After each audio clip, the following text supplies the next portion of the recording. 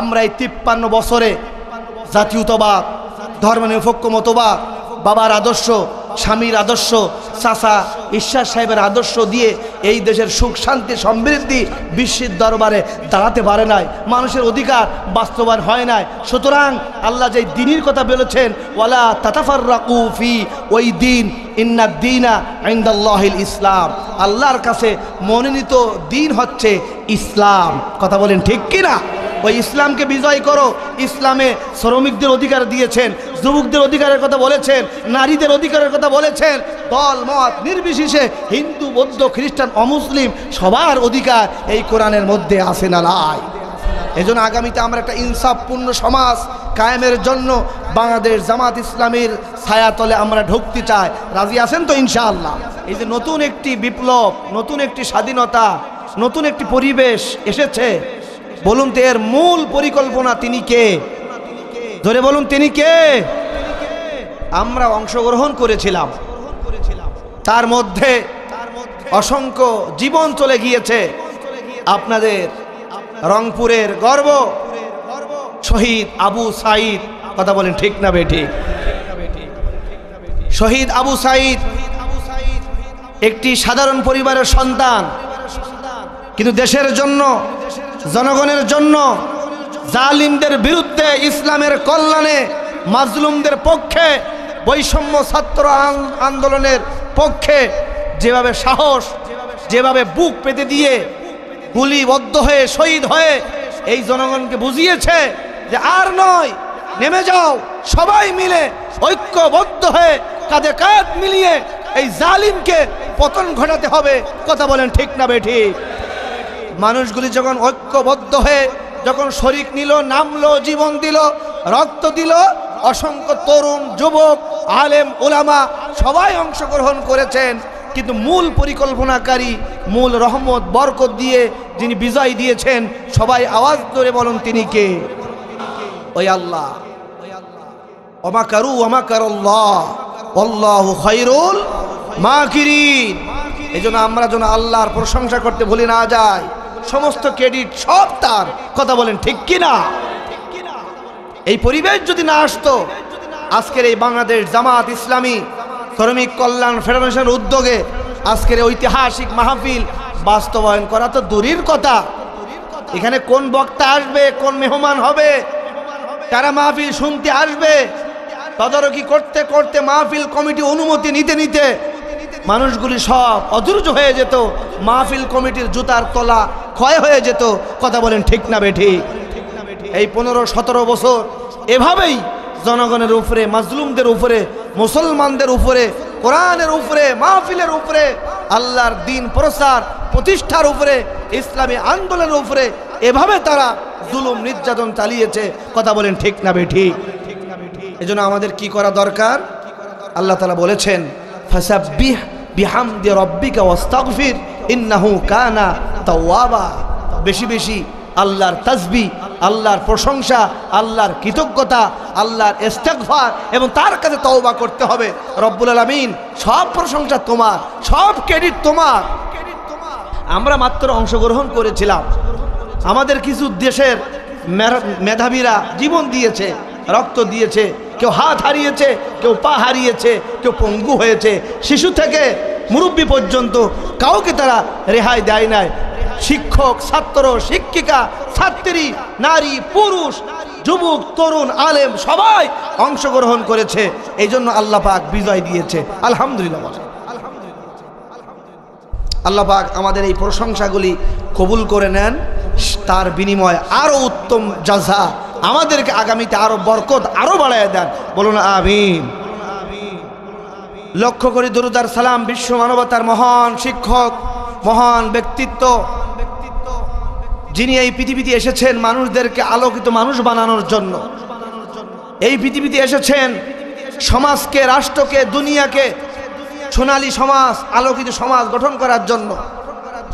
যিনি এই মাসে আগমন করেছিলেন জনাবে মুহাম্মদুর রাসূলুল্লাহ সাল্লাল্লাহু আলাইহি ওয়াসাল্লাম। বলুন আলহামদুলিল্লাহ। তিনি হচ্ছেন আমাদের আদর্শ, তিনি হচ্ছে আমাদের মডেল, তিনি হচ্ছেন আমাদের নেতা। তার আদর্শ আমরা মানি, বলি, মানতে চায়, বাস্তবায়ন করতে চায়। কথা বলেন ঠিক না বেঠিক? তার কারণ আল্লাহ তাআলা বলেছেন, লাকাদ কানা লাকুম ফি রাসূলিল্লাহি উসওয়াতুন হাসানাহ, তোমাদের মধ্যে উত্তম গ্রহণযোগ্য আদর্শ হচ্ছে তোমাদের রাসূলের জীবনে। বলুন না আলহামদুলিল্লাহ। অন্য কোন দল, অন্য কোন মত, অন্য কোন ব্যক্তি, অন্য কোন দেশ, অন্য কোন গোষ্ঠী কাউকে ফলো করার দরকার নাই। তোমাদের জন্য উত্তম মডেল আদর্শ হচ্ছে তোমাদের রাসূল, তোমাদের নবী। জোরে বলুন সুবহানাল্লাহ। ওই রাসূলের প্রতি আমরা আরো একবার দুরূদ পড়ছি, বলছি সাল্লাল্লাহু আলাইহি ওয়াসাল্লাম। মাগফিরাত কামনা করি হযরত আদম আলাইহিস সালাতু সালাম থেকে শুরু করে আজকের এই মাহফিলের আগ পর্যন্ত নবিয়িন, সিদ্দিকিন, শুহাদা, সাহাবা, আজমাইন, মুমিন, মুমিনাত, ইসলামী আন্দোলনের জাতীয় নেতৃবৃন্দ, মাওলানা নিজামী মতিউর রহমান নিজামী রহমাতুল্লাহ আলাইহি থেকে শুরু করে আল্লামা কোরআনের পাখি আল্লামা দেলোয়ার হোসেন সাইদি রহমাতুল্লাহ আলাইহি পর্যন্ত, এবং এই 2024 5 তারিখ পর্যন্ত, এই পর্যন্ত যারা দেশের জন্য, জনগণের জন্য, মানবতার জন্য, অধিকার আদায়ের জন্য, কোরআনের জন্য যারা জীবন দিয়েছে, সমস্ত শহীদদের জন্য, সমস্ত মানুষদের জন্য আমরা আল্লাহর কাছে দোয়া করি। বিশেষ করে আমরা যারা জনম দেখুনি মা বাবা হারিয়েছি, এই এলাকায় অসংখ্য মুরব্বী, এই এলাকায় অসংখ্য তরুণ যুবক যারা অন্ধকার কবরে চলে গেলেন, সমস্ত মানুষদের জন্য রুহের মাগফিরাত আল্লাহর দরবারে কামনা করি। রব্বুল আলামিন সবাইকে ক্ষমা করে জান্নাতের মেহমান হিসাবে কবুল করে নেন। বলুন আমিন। আর জোরে বলেন আমিন। আগে এই জাতীয় মাহফিল করতে কতটা ঘাম ঝরাতে হতো আপনারা ভালো করে জানেন। আমাদেরকে ফোন দেওয়া হতো নীলফামারী থেকে, চট্টগ্রাম থেকে, বিভিন্ন জেলা থেকে, যে হুজুর আপনি কি অমুক হুজুর? জি। আপনার বাড়ি কোথায়? আপনি কোন দল করেন? যখনই শুনতো সাতক্ষীরা, তখনই আর মাহফিলে অনুমতি দিত না। আবার যখনই শুনতো আমার নাম দেলোয়ার হুসাইন, তখন আর মাহফিলে অনুমতি দিত না। যে আল্লামা সাইদি, দেলোয়ার হোসেন সাইদির সাথে নামের সাথে সম্পর্ক। আমি বলতাম শুধু সম্পর্ক না, তাকে কেন্দ্র করে আমার মা, আমার বাবা আমার এই নামকরণ করেছেন। আলহামদুলিল্লাহ। তাই মাহফিল হোক বা না হোক সেটা দেখার বিষয় নয়। তিনি হচ্ছেন জমানার বড় একজন কোরআনের খাদেম, বড় আল্লাহর ওলি, কোরআনের পাখি, বিশ্বনন্দিত মুফাসসির। কথা বলেন ঠিক না বেঠিক? অথচ শেষ পর্যন্ত ইসলামী আন্দোলনের জাতীয় নেতৃবৃন্দদেরকে তো ফাঁসি দিয়েছে এই কোরআনের পাখি আল্লামা সাইদি রহমাতুল্লাহি আলাইহিকেও 13টা বছর কোরআনের ময়দান থেকে তাকে আটকিয়ে রেখে কোরআন ওয়ালাদেরকে বঞ্চিত করেছে ওই জালিম, স্বৈরাচার, খুনি, হাসিনা বাহিনীরা। কথা বলেন ঠিক না বেটি?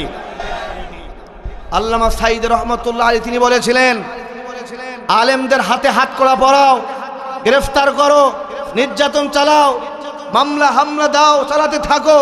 সময় এমন আসবে এই দেশের যুব সমাজ, এই দেশের জনগণ যখন বুঝতে পারবে জুলুমের বিরুদ্ধে কথা বলতে হবে, দাঁড়াতে হবে, ঐক্যবদ্ধ হয়ে যখন রাজপথে নামবে, সময় এমন আসবে ইঁদুরের গর্ত খুঁজে পাবা না, জনগণ নাড়া দিতে দেরি, মামু বাড়ি দিল্লি গিয়ে পড়বা। কথা বলেন ঠিক না বেঠি? আল্লামা সাইদি হুজুর যত ভবিষ্যৎবাণী করেছেন আল্লাহ পাক সবটাই কবুল করেছেন। আলহামদুলিল্লাহ। বলুন আল্লাহু আকবার। এজন্য আজকের এই বিশাল মাহফিল আল্লাহর পক্ষ থেকে বিশাল নিয়ামত। এই সিজনের প্রথম মাহফিল আপনাদের এই উত্তরবঙ্গে আমরা এসেছি, আপনাদের সামনে হাজির হয়ে আল্লাহ আমাদেরকে কবুল করেছেন। এজন্য আমরা আল্লাহর কাছে দোয়া করি রব্বুল আলামিন আজকের এই কোরআনের মাহফিল যেন আগামীর নির্বাচনে, আগামীর সমাজ বিনির্মাণে এই উত্তরাঞ্চল সহ গোটা বাংলাদেশ ইসলামী আন্দোলনের জন্য, ইসলাম বিজয়ের জন্য দল মত নির্বিশেষে পিছনে কোন দল করেছে, কোন মত, কোন আদর্শ দেখার বিষয় নয়। আমরা সবাই মিলেমিশে আগামীতে আমরা আর কোনো জাতীয়তাবাদ, ধর্মনিরপেক্ষ মতবাদ আমরা আর দেখতে চাই না। আমরা চাই আগামীর দেশ, আগামীর পার্লামেন্ট, আগামীর সমাজ ইসলামীর পার্লামেন্ট, ইসলামীর বাংলাদেশ। কারা কারা দেখতে চান দুই হাত তুলে আল্লাহকে দেখায় দেন।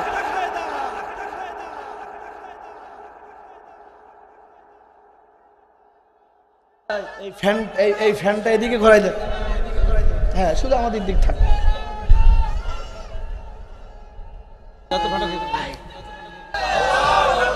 আল্লাহ কবুল করেন, বলুন আমিন। এদিক বরাবর দিলে হ্যাঁ হ্যাঁ ঠিক আছে জি। এবার হুজুর এখানে বসেন, আপনি এখানে বসেন।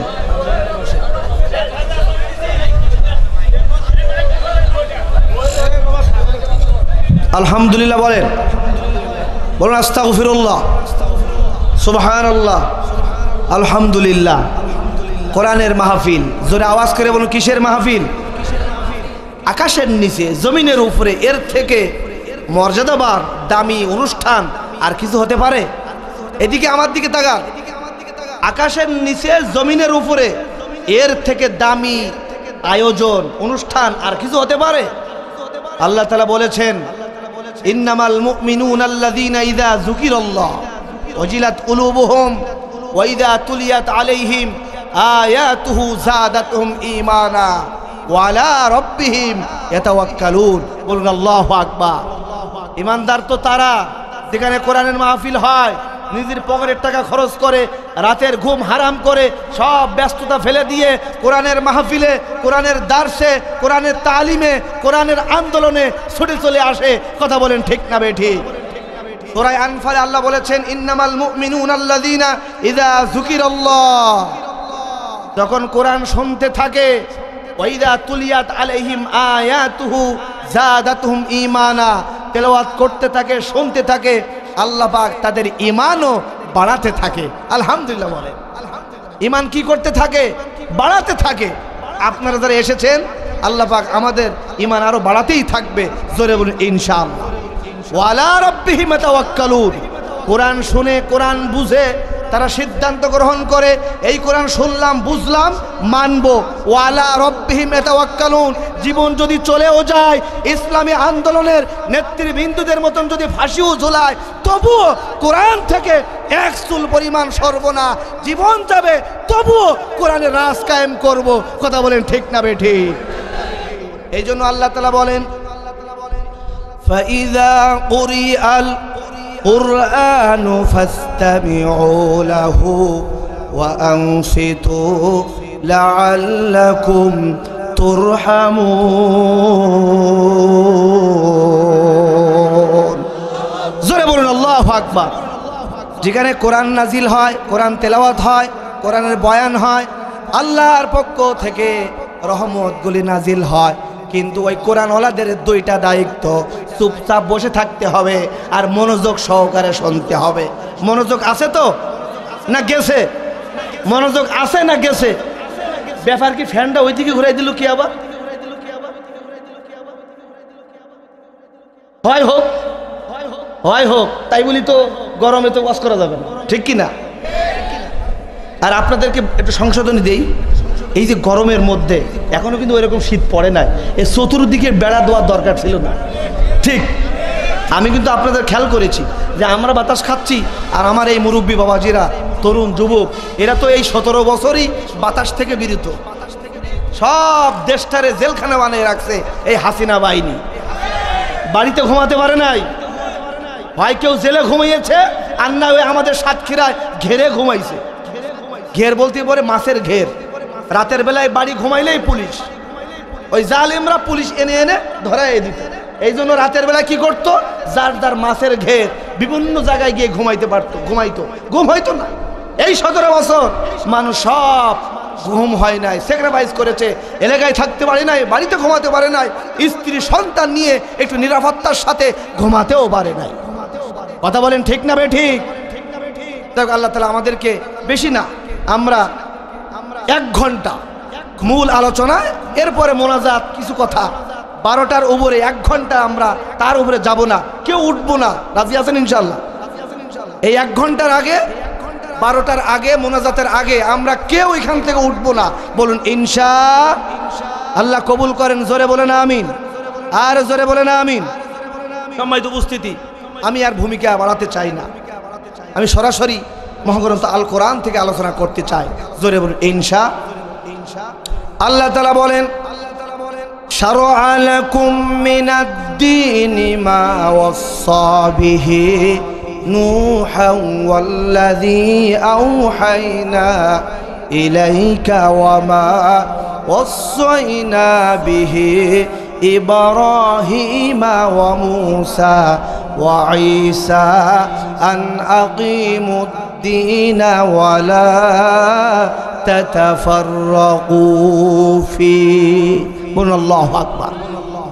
শারআ লাকুম মিনাদ-দীন মা ওয়াসসা বিহি নূহা ওয়াল্লাযী আওহাইনা ইলাইকা ওয়া মা ওয়াসাইনা বিহি ইব্রাহিম ওয়া মূসা ওয়া ঈসা আন আকিমুদ-দীন ওয়া লা তাতাফাররাকু ফীহি। বলুন আলহামদুলিল্লাহ। আমাদের উপরে এমন একটি দিন আল্লাহ আমাদেরকে দান করেছেন, শরিয়াত দান করেছেন, বিধান দান করেছেন, যেই দিনের দায়িত্ব, যেই বিধান দিয়েছিলেন নূহ আলাইহিস সালাতুসসালামকে, আলহামদুলিল্লাহ বলেন, ইব্রাহিম আলাইহিস সালাতুসসালামকে, মূসা আলাইহিস সালাতুসসালামকে, ঈসা আলাইহিস সালাতুসসালামকে, ঠিক ওই দিনই আমাদের নবী মুহাম্মদুর রাসূলুল্লাহ সাল্লাল্লাহু আলাইহি ওয়াসাল্লাম তার উপরেও দিয়েছেন। কি করো তোমরা? ওয়ালা তাতাফাররাকু ফি। এই দিনকে বিজয় করো, এই দিনকে তোমরা কায়েম করো।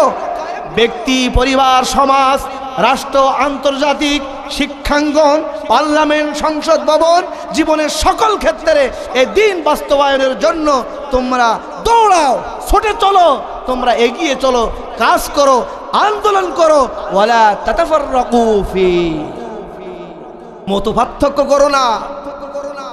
কে আমিন আসতে বলে, কে আমিন জোরে বলে, কে নাবির নিচে হাত বাঁধে, কে উপরে বাঁধে, কে ওয়ালাদ দল্লিন জল্লিন, কে পাঁচকলি, কে লম্বা টুপি, কে আহলে হাদিস, কে আলিয়া, কে কৌমিয়া, আমাদের দেখার এখন আর মোটেও সময় নাই।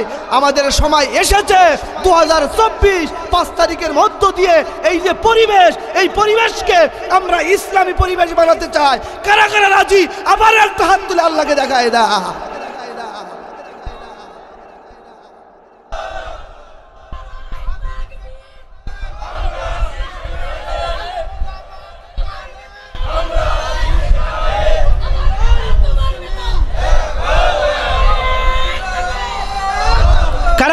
দুই হাত তুলে আল্লাহকে দেখেন, আবার হাত উঁচু করে রাখেন, হাত উঁচু করে রাখেন। দেখতে চান তো ইনশাআল্লাহ আগামীর বাংলাদেশ, ইসলামের বাংলাদেশ, এই 53 বছরে একটাও আল্লাহর কোরআন বাস্তবায়ন করা হয় নাই। কাল কিয়ামতের ময়দানে আমাদেরকে জবাব দেওয়া লাগবে। সুতরাং এই সুযোগকে আমরা হাতছাড়া করতে চাই না। বাংলাদেশ জামাত ইসলামীর সাথে শামিল হয়ে আগামীতে ইসলামী বিজয় করতে চায়। রাজি আছেন তো মুসলমান? আল্লাহ কবুল করেন, বলুন আমিন। বাংলাদেশ জামাত ইসলামীর সম্মানিত আমির জামাত ডক্টর শফিকুর রহমান সাহেব, তার বক্তব্য, তার সামাজিক কাজগুলি আমরা দেখতে পাচ্ছি। তিনি জেল থেকে বের হতে দেরি, সাথে সাথে তিনি ছুটে চলে গিয়েছেন আল্লামা সাইদি হুজুরের কবরটাকে জিয়ারত করার জন্য। ওখান থেকে চলে গিয়েছেন সাতক্ষীরায় আমাদের সাবেক এমপি, তার কবরটা জিয়ারত করার জন্য। তারপরে চলে গিয়েছে লক্ষ্মীপুর, বাংলাদেশ মাজলিসুল মুফাসসিরিনের কেন্দ্রীয় সভাপতি মরহুম ডক্টর লুৎফর রহমান সাহেব, তার কবর জিয়ারত করার জন্য। আপনারা দেখেছেন সিলেটে যখন বন্যা হয়েছে, নিজে এই মাজা কোমর পর্যন্ত পানিতে নেমে নেমে জনগণের সামনে খাবার খাদ্য নিয়ে নিয়ে বাড়িতে ঘরে ঘরে পৌঁছিয়ে দিয়েছেন। কথা বলেন ঠিক না বেঠিক? শুধু তাই নয়, যেদিন এই জালিম স্বৈরাচার হাসিনা পালাতে বাধ্য হয়েছে, বাংলাদেশ সেনাবাহিনী এই দেশের গর্ব, সারা পৃথিবীর গর্ব, যখনই সংবাদ সম্মেলন করেছে, অথচ তারা 4 তারিখে 5 তারিখের আগে এই দলকে, এই আদর্শকে, ইসলামী আন্দোলন বাংলাদেশ জামাত ইসলামীকে নিষিদ্ধ করার জন্য 14 দল সবাই মিলেমিশে ঐক্যবদ্ধ হয়ে নিষিদ্ধ করে দিল। আল্লাহ কয় দাঁড়া, বহু নিষিদ্ধ করেছিস, বহু ফাঁসিতে ঝুলিয়েছিস, বহু নির্যাতন জুলুম চলেছে, আর না, নিষিদ্ধ করতে যাও ইসলামকে। ইউরিদুনা লিউতুফিউ নূর আল্লাহ, পৃথিবীর কোন জালিম এটাকে নিভাতে পারে না। আল্লাহর দ্বীন প্রচলিত, আল্লাহর নূরকে আল্লাহ জ্বালাতেই থাকেন। প্রজ্বলিত করতে থাকেন, জালিমদেরকে আল্লাহ নিভিয়ে দেয়। কথা বলেন ঠিক না বেঠিক? তার বাস্তব প্রমাণ 5 তারিখে পিছনের দরজা দিয়ে পালাতে বাধ্য হয়েছে, সময় পেয়েছিল মাত্র 40 মিনিট। যে আপনি পালাবেন না জেলখানায় ঢুকবেন না জনগণের জুতার বাড়ি খাবেন। আমার ভাইয়েরা, আপনারা দেখেছেন সংবাদ সম্মেলনে বাংলাদেশ সেনাবাহিনী সর্বপ্রথম আমির জামাত ডক্টর শফিকুর রহমান সাহেবকে ফোন দিয়েছে, তার কথা বারবার বলেছে আলহামদুলিল্লাহ বলে। এই দেশ ইসলাম ওয়ালাদেরকে বাদ দিয়ে দূরে রেখে এই দেশ কোনোদিন মানুষের জনগণের অধিকার নিশ্চিত হতে পারে না। কথা বলেন ঠিক না বেঠিক? তার কারণ ইসলামের জন্য, দ্বীনের জন্য, জনগণের জন্য, দেশের জন্য ইসলামী আন্দোলন বাংলাদেশ জামাত ইসলামী সবচাইতে বেশি ভূমিকা রেখেছেন, কাজ করেছেন, স্যাক্রিফাইস করেছেন। মামলা হামলা খেয়ে, জেল জরিমানা খেয়ে সবচাইতে নির্যাতন তাদের উপরে চালিয়েছে, তবুও দেশের খেদমতে, দেশের উন্নয়নে এক চুলও তারা পিছায়ে যায় নাই। কথা বলেন ঠিক না বেঠিক? ডক্টর শফিকুর রহমান সাহেব তিনি বলেছেন, আমরা ক্ষমা করে দিলাম। এটা নিয়ে অনেক সুবিধাবাদীরা সমালোচনা করেছে। এই কথাটা আমাদের বুঝতে হবে। সাধারণ ক্ষমা বলতে এই কথা বোঝাচ্ছে যে আমরা কোনো রাজনৈতিক প্রতিহিংসা আমরা করতে চাই। ওরা যেমন ক্ষমতায় এসে সমস্ত প্রতিহিংসামূলক রাজনীতি করেছে, কিন্তু হ্যাঁ, যারা জুলুমের শিকার হয়েছে, নির্যাতনের শিকার হয়েছে, খুন খারাপি, মামলা হামলা, তারা যদি বিচার চায়, মামলা করে, বাংলাদেশ জামাত ইসলামের সর্বোচ্চ সহযোগিতা করবে। কথা বলেন ঠিক না বেঠিক? প্রত্যেকটা শহীদ পরিবারে যাচ্ছে, খোঁজ নিচ্ছে, 1 লক্ষ 2 লক্ষ টাকা করে করে দিচ্ছে। আপনাদের এই রংপুরে শহীদ আবু সাইদের বাড়িতেও হাজির হয়েছে আলহামদুলিল্লাহ, 6 লক্ষ টাকা দিয়েছে। শুধু তাই নয়, সারা দেশে দল মত নির্বিশেষে মানুষরা বুঝতে পারছে আগামীর দেশ, আগামীর বাংলাদেশ নিরাপদ বাংলাদেশ জামাত ইসলামী নেতৃবৃন্দদের হাতে। কথা বলেন ঠিক না বেঠিক? আল্লাহ কবুল করেন, বলুন আমিন, বলুন আলহামদুলিল্লাহ।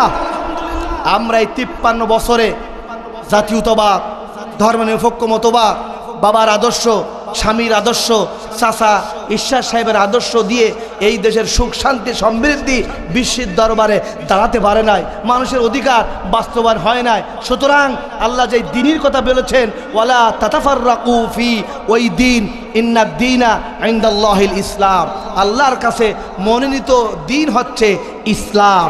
কথা বলেন ঠিক কিনা? ওই ইসলামকে বিজয় করো।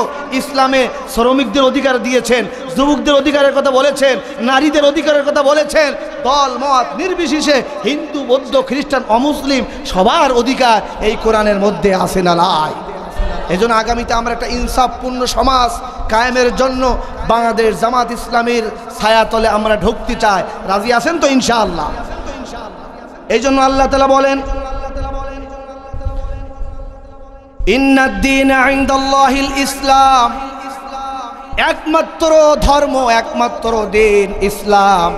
এই ইসলামকে বিজয়ের জন্য হাবিব আপনাকে প্রেরণ করেছে। আল্লাহ তাআলা বলেন, হুয়াল্লাযী আরসালা রাসূলাহু বিল হুদা ওয়া দীনিল হক লিইয়ুযহিরাহু আলাদ দীনি কুল্লি। জোরে বলুন আল্লাহু আকবার। নবীকে প্রেরণ করার উদ্দেশ্যই হচ্ছে দ্বীনকে বিজয়ের জন্য।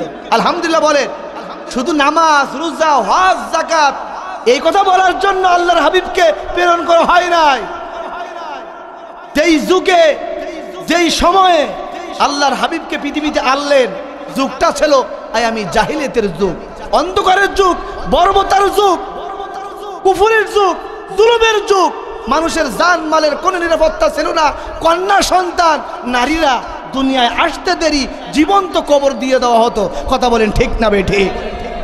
সেই নবীর আদর্শ আমরা মানতে চাই কি চাই না? বাস্তবায়ন করতে চাই কি চাই না? আল্লাহ তাআলা বলেছেন, লাকাদ কানা লাকুম ফি রাসূলিল্লাহি উসওয়াতুন হাসানা। তোমাদের নবীর আদর্শকে তোমরা মেনে নাও। তোমার নবীর আদর্শই রয়েছে তোমাদের জন্য উত্তম পথ। কথা বলেন ঠিক কি না? আমরা কি সেই রাসূলকে ভালোবাসি? কেমন ভালোবাসি একটু শোনেন। বাংলাদেশে অনেক জনগণ আছে, মুসলমান আছে, নবীর উম্মত আছে, তারা এভাবে ভালোবাসে। একবার এক পীর সাহেব হুজুর, শুনতেছেন আপনারা, পীর সাহেব হুজুর মুরিদের বাড়িতে আসছে। তো মুরিদের বাড়ি এসে দেখছে অনেকগুলো ডাব গাছ। কি গাছ ভাই? আপনাদের দেশে কি বলে? নারকেল গাছ। পীর সাহেব হুজুর ডাক দিয়ে বলছে, বাবা তোমার বাড়িতে তো অনেক ডাব গাছ, একটু ডাব গাছে উঠো। অনেকদিন ডাবের পানি খাওয়া হয় না। ডাবের পানি হচ্ছে পৃথিবীর মধ্যে সবচাইতে ভেজাল মুক্ত পানি, আলহামদুলিল্লাহ। মুরিদ ডাক দিয়ে বলছে, বাবা হুজুর কিছুদিন আগে আমি এক মাহফিলে গিয়েছিলাম, সেখানে এক পীর সাহেব হুজুর বলেছে মুরিদ যদি নিচে থাকে আর পীর সাহেব হুজুর যদি উপরে ওঠে, এটা চরম বেয়াদবি দেখায়। নাউজুবিল্লাহ। পীর সাহেব হুজুর মনে মনে ভাবলেন যে আমার এই মুরিদের সাথে পারা যাবে না। শেষ পর্যন্ত পীর সাহেব হুজুর নিজেই ডাব গাছে উঠলেন, ডাবটা পাড়লেন কষ্ট করে। ডাব পাড়ার পর বলছে, বাবা ডাব গাছে উঠলা না, ডাবটাও পারলা না, একটা কাজ করো, দা নিয়ে আসো, ডাবটা একটু কাটো, ডাবের পানিটা খাই। দা নিয়ে আসলেন, এসে বলছে, হুজুর ওই দিন মাহফিলে বলেছিল হুজুর যে পীর সাহেব হুজুরের সামনে যদি ধারালা দা দিয়ে যদি আমি কোপাকপি করি, এটা তো আরো চরম বেয়াদবি দেখায়, ঠিক কিনা? পীর সাহেব হুজুর শেষ পর্যন্ত দাটা হাতে নিয়ে নিজেই কোপ দিয়ে ডাবটা কাটলেন, পানিটা ঢাললেন গিলাসে অথবা জগে রাখলেন। বলছে, বাবা বুঝলাম ডাব গাছে উঠলা না, ডাবটা পারলা না, ডাবটা কাটলাও না, তাহলে এই নাও ডাবের পানিটা একটু খাও। হুজুর ওই দিন মাহফিলে হুজুর বলেছিলেন যে কোনো মুরিদ যদি পীর সাহেব হুজুরের একটা না তিনটা আদেশ অমান্য করে তাহলে সে আর মুরিদ থাকতে পারে না। হুজুর আপনি আমাকে বলেছেন ডাব গাছে উঠতে, ডাব পারি নাই। হুজুর আপনি আমাকে বললেন ডাব কাটতে, তাও করলাম না। এখন আপনি আমাকে বলছেন হুজুর ডাবের পানিটা খেতে, এখনো যদি আমি ডাবের পানিটা না খাই, এটা চরম বেয়াদবি, আমি তো আর মুরিদ থাকতে পারি না। দেন হুজুর পানিটা দেন। মুরিদ কি করলো? হুজুরের হাত থেকে ডাবের পানিটা নিয়ে ঢক ঢক করে সব গিলে খেয়ে ফেলল।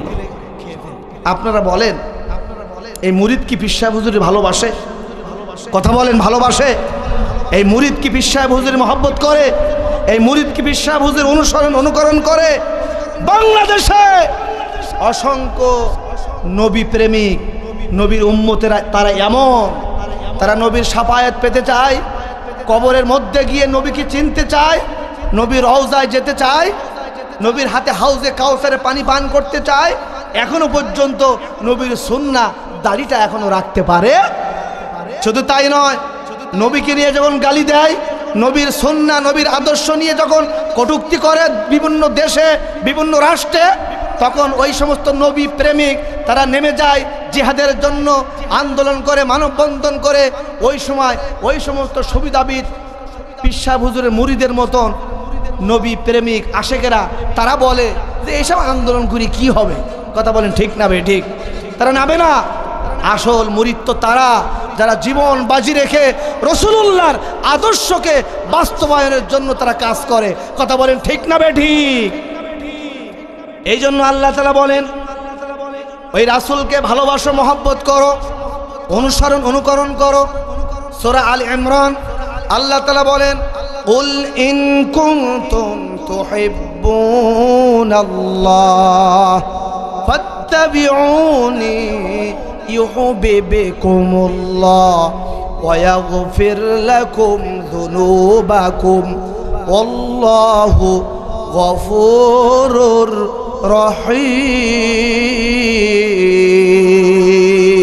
রহিম।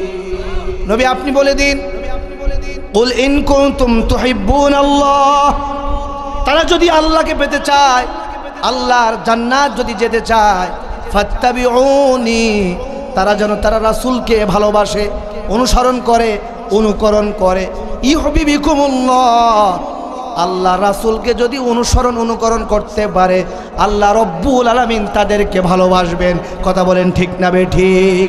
ওয়া ইয়াগফির লাকুম যুনুবাকুম, আল্লাহ পাক তাদের পিছনের সব গুনাহ মাফ করে দিবে। আলহামদুলিল্লাহ বলেন। আল্লাহু গফুরুর রহিম, আর তিনি ক্ষমাশীল, গফুর, রহমান, রহিম। বলুন আলহামদুলিল্লাহ। শুধু তাই নয়, সূরা নিসা আল্লাহ আরো বলেন, ইয়া আইয়ুহাল্লাযীনা আমানু আতিউল্লাহ ওয়া আতিউর রাসূল ওয়া উলিল আমরি মিনকুম। জোরে বলুন আল্লাহু আকবার। হে পৃথিবীর ঈমানদারেরা, আল্লাহর উপরে যারা ঈমান এনেছো, আল্লাহর আনুগত্য করো। এই 17 বছর বাংলাদেশের জনগণ মুসলমানদেরকে সঠিকভাবে আল্লাহর আনুগত্য করতে দেয় নাই। কথা বলেন ঠিক না বেঠিক? আমরা এখন থেকে যতদিন বাঁচবো আল্লাহর আনুগত্য করে, আল্লাহর হুকুম মেনে, আল্লাহর বিধানকে কায়েম করতে চাই। কথা বলেন ঠিক কিনা? আর ওয়াতিউর রাসূল, রাসূলুল্লাহর আনুগত্য মেনে নাও, রাসূলুল্লাহর আদর্শকে মেনে নাও। আমার যুবক, আমার তরুণ, আমার মা, আমার বোন, আমার বাবাজিরা, আমরা পৃথিবীর অন্য কোনো দল মত, অন্য কোনো মানুষ, অন্য কোন কারোর আদর্শ আমরা মানতে চাই না। কোনো সেলিব্রিটি, কোনো নায়ক, কোনো গায়ক, কোনো খেলোয়াড়, কাউকে আমরা আদর্শ হিসাবে, মডেল হিসাবে দেখতে চাই না, পেতে চাই না। আমরা চাই আল্লাহর প্রেরিত মহামানব, মহান ব্যক্তিত্ব রাসূলুল্লাহকে মেনে নিতে চাই। কথা বলেন ঠিক না বেঠিক? আর ওয়া উলিল আমরি মিনকুম, আর রাসূল নাই, সাহাবী নাই, কিন্তু তোমাদের মধ্যে যারা উলিল আমর, দায়িত্বশীল নেতৃবৃন্দ, কোরআনের মুফাসসির, কোরআন ওয়ালা, আলেম, নবীর ওয়ারিস, ইসলামী দলের, ইসলামী আন্দোলনের নেতৃবৃন্দ, দায়িত্বশীল, তাদের হাতে হাত রেখে কর্মী হও, বায়াত নাও, রকুন হও, সাথী হও, শামিল হও। যদি হতে পারো আল্লাহ তোমাদেরকে ভালোবাসে।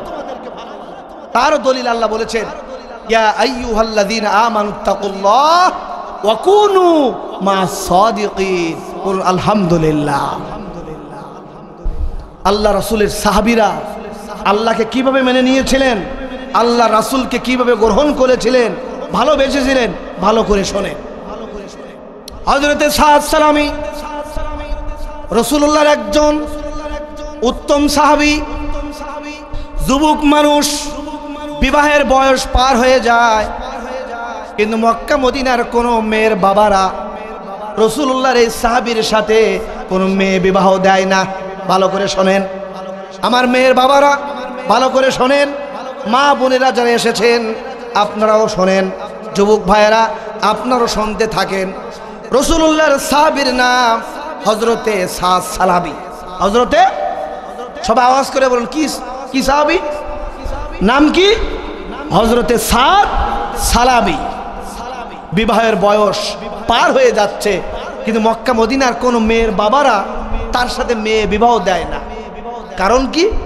এই সাহাবী গরিব, সাহাবীটা খাটো মানুষ, এবং চেহারার মধ্যে বড় বড় বসন্তের দাগ। সবাই তো চায় নিজের কলিজার টুকরা মেয়েটা ভালো ধনাঢ্য পরিবারের সাথে সুন্দরী, রূপসী, স্মার্ট ছেলেদের হাতে তুলে দিতে। কথা বলেন ঠিক কিনা? এখন আর মেয়ের বাবারা, মেয়ের মারা, মেয়েরা তাকওয়াবান, নামাজি, মুত্তাকি, পরহেজগার ছেলে আর দেখতে চায় না। কে বিদেশে থাকে, কে টাকাওয়ালা, তাই সে বুড়ো হোক, যৌবন আছে কি নাই, চরিত্র আছে কি নাই, এটা আর দেখার বিষয় নাই। পর্দানিশী তাকওয়াবান মেয়েটা তার হাতে তুলে দিয়ে দেয়, 2 দিন পর আর সংসার টেকে না। কথা বলেন ঠিক না বেঠিক? আপনার হাতে গোড়া কলিজার টুকরা মেয়েটাকে একটা নামাজি ছেলের হাতে তুলে দেন, ইসলামী আন্দোলনের কর্মীর হাতে তুলে দেন। আশা করা যায় গরিব হতে পারে, কালো হতে পারে, টাকা পয়সা তেমন না থাকতে পারে, দুনিয়া আখিরাতে তারা সম্মানিত হবে, কল্যাণ তাদের হবে। কথা বলেন ঠিক না বেঠিক? হযরতে সাদ সালামী বিবাহের বয়স পার হয়ে যায়, এখনো পর্যন্ত যৌবনের স্বাদ গ্রহণ করতে পারে নাই। নবীজি ডাক দিয়ে বলেছেন, ওগো সাদ, আমি নবীজি ডাক দিয়ে আমি বলে দিলাম তোমার বিবাহ আল্লাহ তাআলা হয়ে দেবেন, তোমার বিবাহ হবে খুব তাড়াতাড়ি। আলহামদুলিল্লাহ বলেন। শুধু হবে না, মদিনার মধ্যে সবচাইতে ধনী মানুষ, ধনাঢ্য ব্যক্তি আব্দুল ওয়াহাব, তার কলিজার টুকরা মেয়ে সুন্দরী রমণী মদিনার মধ্যে হুরে মদিনা যাকে বলা হয়, ওই মেয়ের সাথে তোমার বিবাহ শাদী হবে। জোরে জোরে বলেন সুবহানাল্লাহ। আল্লাহর নবীর সাহাবী হযরত সাদ সালামি ডাক দিয়ে বলতেন, হুজুর এত বড় স্বপ্ন আপনি আমাকে দেখাবেন না? আমি গরিব মানুষ, কালো মানুষ, খাটো মানুষ। এই সমাজের কোনো মেয়ের বাবারা আমার সাথে বিবাহ দিতে চায় না তাদের মেয়েকে, আর আপনি আমাকে বলছেন মক্কা মদিনার সবচাইতে ধনাঢ্য পরিবারের মেয়ে, সবচাইতে সুন্দরী হুরে মদিনা, তার সাথে আমার বিবাহ হবে। হুজুর এত বড় স্বপ্ন আপনি আমাকে দেখাবেন না? রাসূলুল্লাহ ডাক দিয়ে বলছে, সাদ যাও যাও, আমার পক্ষ থেকে আমার দরবার থেকে এই প্রস্তাব নিয়ে যাও মদিনায়। হযরত সাদ সালামি ডাক দিয়ে বলছেন, হুজুর আল্লাহর রাস্তায় আল্লাহর জন্য আপনি আমাকে মাফ করবেন। এত বড় দুঃসাহস আমার নাই যে আমি তার সামনে গিয়ে, মেয়ের বাবার সামনে, ধনাঢ্য পরিবারে গিয়ে আমি বিবাহের প্রস্তাব নিয়ে যাব। আপনি যদি পারেন একটি কাগজে আপনার অনুমতি, আপনার সিগনেচার আপনি যদি লিখে দিতে পারেন চিঠি আকারে, এটা আমি নিয়ে যেতে পারবো। বলুন আলহামদুলিল্লাহ। নবী আমার একটি কাগজে চিঠিতে লিখে দিলেন, ও আব্দুল ওহাব, তোমার কলিজার টুকরা মেয়েটাকে আমার এই সাহাবী হযরত সাদ সালামের সাথে তুমি বিবাহ দিয়ে দাও। আশা করা যায় দুনিয়া এবং আখিরাতে তারা ভালো থাকবে, বরকতময় তাদের জীবন হবে। বলুন আলহামদুলিল্লাহ। হযরত সাদ সালামি চিঠিখানা নিয়ে তিনি মদিনার দিকে রওনা হলেন। আব্দুল ওহাবের বাড়িতে গিয়ে নক করলেন, সালাম দিলেন, আসসালামু আলাইকুম। ও আল্লাহ রসুলের সাহাবী, আমি রসুল্লাহর দরবার থেকে এসেছি, রসুল্লাহ আমাকে পাঠিয়েছেন এই চিঠিখানা নিয়ে। আব্দুল ওহাব চিঠিখানা খুলে তিনি যখন নিজের মেয়ের সাথে হযরতে সাদ সালামির বিবাহের প্রস্তাব দেখতে পেলেন রসুল্লাহর পক্ষ থেকে, বাবা চোখের পানি ফেলে ফেলে তিনি কাঁদা শুরু করলেন। ডাক দিয়ে বললেন, রব্বুল আলামিন আপনি আমাকে কোন পরীক্ষায় ফেললেন? আমার কলিজার টুকরা মেয়ে, নয়নের মণি, পর্দা নিশি, আমি তাকে দিন শিক্ষা দিয়ে আমি তাকে বড় করেছি। আমি একজন ধনাঢ্য পরিবারের অভিভাবক। প্রত্যেকটা বাবা চায় তার মেয়েটা যেন ভালো ঘরে যায়, ভালো ছেলের হাতে পড়ে। কথা বলেন ঠিক না বে ঠিক? রাসূলুল্লাহর দরবার থেকে চিঠি এসেছেন, এই প্রস্তাব কিভাবে ফিরিয়ে দেবেন, কিভাবে মেয়ের সামনে উপস্থাপনা করবেন, টেনশনে পড়ে গেলেন। ঘরের ভিতর থেকে মেয়ের মা এবং মেয়ে বুঝতে পারলেন, ডাক দিয়ে বলছে, বাবা কিসের চিঠি, কোন চিঠি, কোথা থেকে এসেছে? বলছে, মা রে রাসূলুল্লাহর দরবার থেকে স্বয়ং রাসূলুল্লাহ চিঠি পাঠিয়েছে তোমার জন্য আমার কাছে। আল্লাহ রসুলের সাহাবী হযরতে সাদ সালামের জন্য তোমার সাথে বিবাহ বন্ধন দেওয়ার জন্য রাসূলুল্লাহর আদেশ, রাসূলুল্লাহর নির্দেশ। কিভাবে আমি তোমার সামনে উপস্থাপনা করব আমি বুঝতে পারছি না। ডাকতে বলছে, বাবা মন খারাপ করবেন না, টেনশন করবেন না, আপনি আর কাঁদবেন না। এই দুনিয়ার ক্ষণস্থায়ী জীবন, রাসূলুল্লাহ প্রস্তাব পাঠিয়েছে, এই প্রস্তাবে আমি আপনার মেয়ে, আমি রাজি।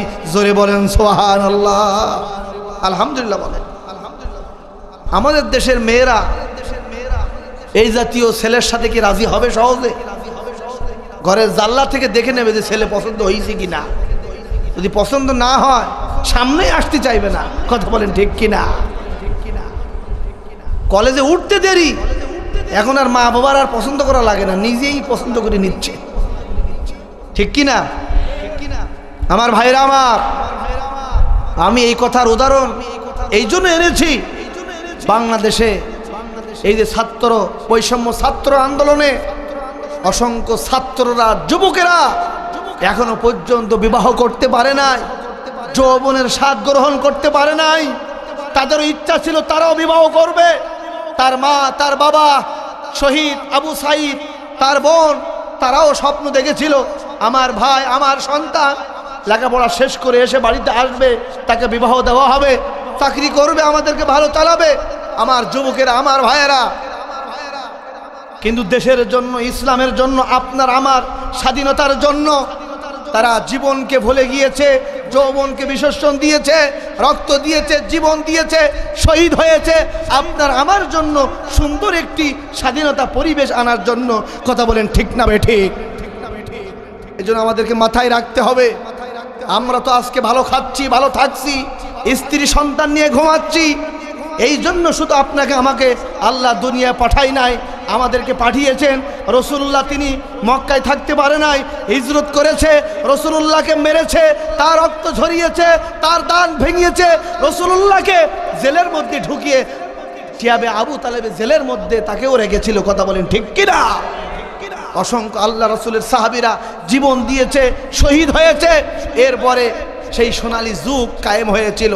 সুতরাং আমরা আবু সাঈদ, মুগ্ধ, ঢাকায় মামুন বিপ্লব, আমার সাতক্ষীরায় শহীদ আসিফ সহ অসংখ্য ছাত্ররা জীবন দিয়েছে, ইসলামী আন্দোলনের নেতৃবৃন্দরা ফাঁসিতে ঝুলেছে, জীবন দিয়েছে।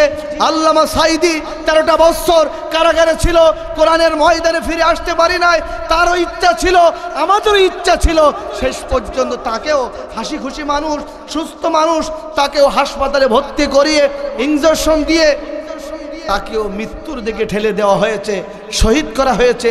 এর বিনিময়ে আমাদেরকে আগামীতে ইসলামী সমাজ বিনির্মাণে আমাদেরকে ভূমিকা রাখতে হবে। কথা বলেন ঠিক না বেঠিক? হযরতে সাদ সালামী দাঁড়িয়ে আছেন, মেয়ের বাবা আব্দুল ওয়াহাব ডাক দিয়ে বলছে, বাবা তোমার জন্য সুখবর, তুমি গরিব মানুষ, তুমি কালো মানুষ, তুমি খাটো মানুষ, কিন্তু আমার মেয়ে এবং আমার পরিবারের পক্ষ থেকে তোমার সাথে বিবাহ প্রস্তাব, রাসূলুল্লাহর প্রস্তাব আমরা মেনে নিয়েছি। জোরে বলুন আলহামদুলিল্লাহ।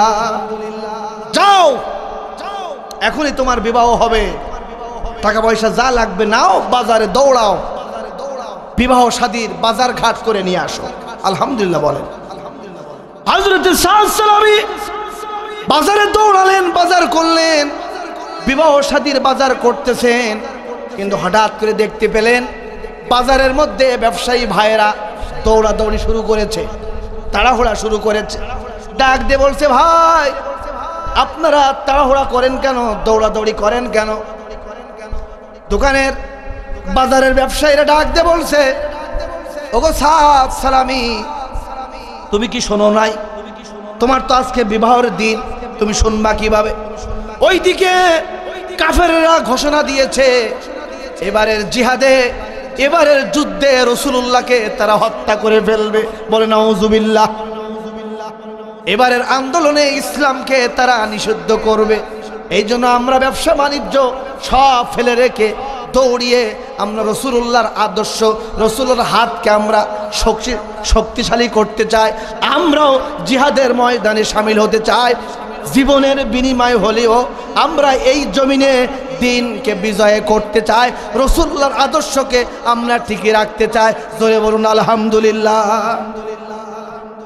হযরতে সাদ সালামী তিনিও ডাক দিয়ে বললেন, ও বাজারের দোকানদারের ভাইরা, আমি এসেছি বিবাহের বাজার করার জন্য, আমার টাকাগুলি ফেরত দেন, আমি আর বাজার করতে চাই না, আমার টাকাগুলো আপনারাও গ্রহণ করেন, রাসূলুল্লাহর দরবারে দান করে দেন, আর আমার এই টাকা পয়সা দিয়ে ঘোড়া তরবারি আমিও কিনতে চাই, আমাকে কিনে দেন, আমিও বিবাহ শাদী বাসর ঘর সব ফেলে রেখে আমিও রাসূলুল্লাহর দলে শামিল হয়ে আমিও জিহাদের ময়দানে শরীক হতে চাই।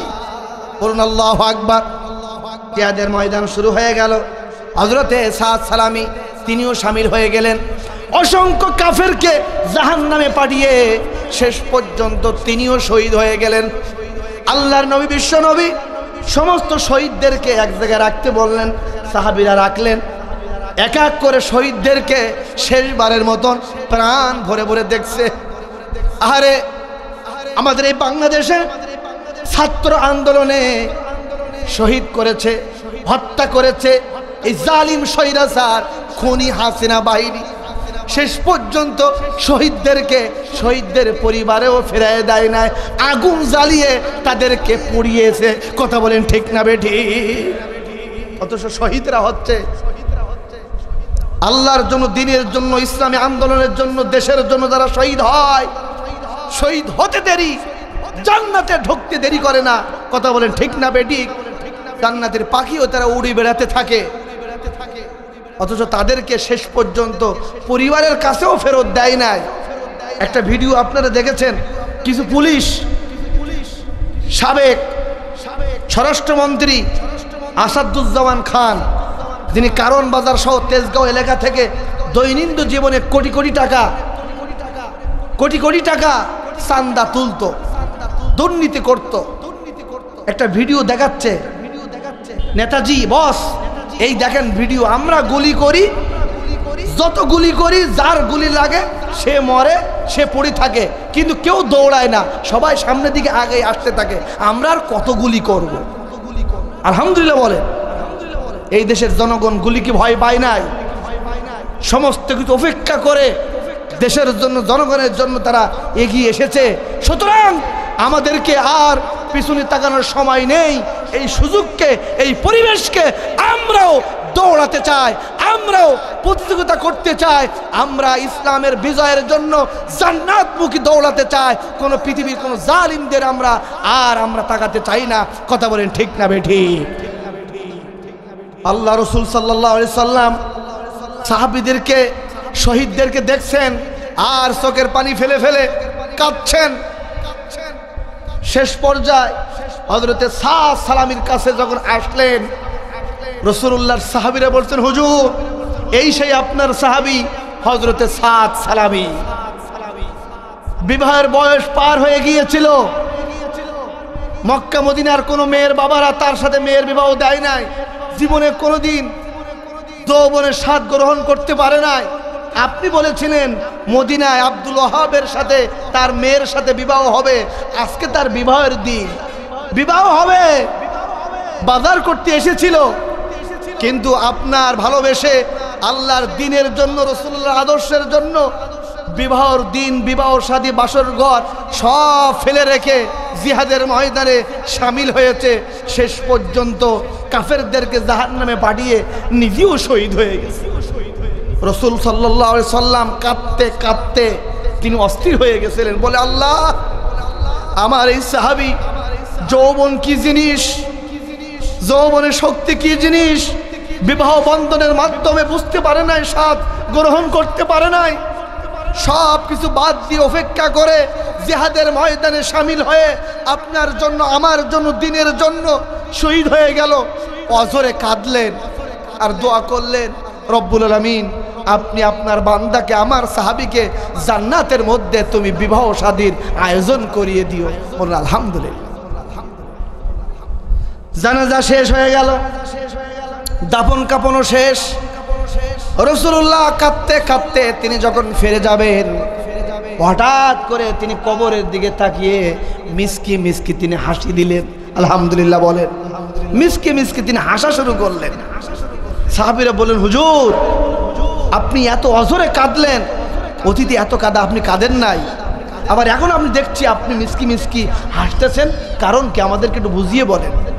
বলেন, ও আমার সাহাবীরা, আমি যা দেখি তোমরা তা দেখো না। এই যে আমার সাহাবী হযরতে সাদ সালামী জীবনে বিবাহ শাদী করতে পারে নাই, বিবাহ শাদীর দিন সব ফেলে রেখে আল্লাহর দ্বীনের জন্য, ইসলামের জন্য ঝাঁপিয়ে পড়েছে, জিহাদের ময়দানে শহীদ হয়েছে। জান্নাতের মধ্যে তার বিবাহ হবে, ফেরেশতারা তাকে গোসল করাবে, বিবাহ শাদীর আয়োজন চলছে, কবরে রাখতে দেরি, আল্লাহর রহমতের ফেরেশতারা তাকে টানাটানি শুরু করেছে, হুর আর গেলমানেরা তাকে স্বাগতম জানাচ্ছে, তাকে নিবে। এই জন্য ওই দৃশ্য দেখে আমি একটু মিসকি হাসি দিয়েছি। বলুন আল্লাহু আকবার।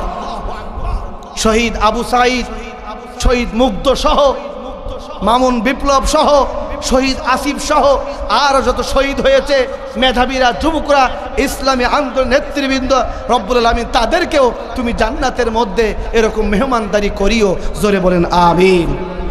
আমাকে শহীদ করে সেই মিছিলে শামিল করে নিও। কথা বলেন ঠিক না বেঠিক? আমরা ওই দলে শামিল হতে চাই। রাজি আছেন তো ইনশাআল্লাহ? রেখো না মনেতে ভয় বান্দা খোদার, দূর হয়ে যাবে বাধা সব। তোমার আমার এক মালিক আছেন, আছেন আমাদের রব, আছেন আমাদের রব। রেখো না মনেতে ভয়, সবাই রেখো না মনেতে ভয় বান্দা খোদার, দূর হয়ে যাবে বাধা সব। তোমার আমার এক মালিক আছেন, আছেন আমাদের রব, আছেন আমাদের রব। কথা বলেন ঠিক না বেঠিক? অপরাধ যদি কিছু করে থাকি, একটাই অপরাধ আল্লাহ রাসূলকে ভালোবাসি। কথা বলেন ঠিক কিনা? আল্লামা সাঈদীর কোনো অপরাধ ছিল? পৃথিবীর সমস্ত অন্যায় অপবাদ তাকে দেওয়া হয়েছিল, কিন্তু তার অপরাধ নাই। সারা পৃথিবী জানে, সারা দেশের মুসলমানরা তাকে ভালোবাসে, আল্লাহ তাকে ভালোবাসে। কথা বলেন ঠিক না বেঠিক?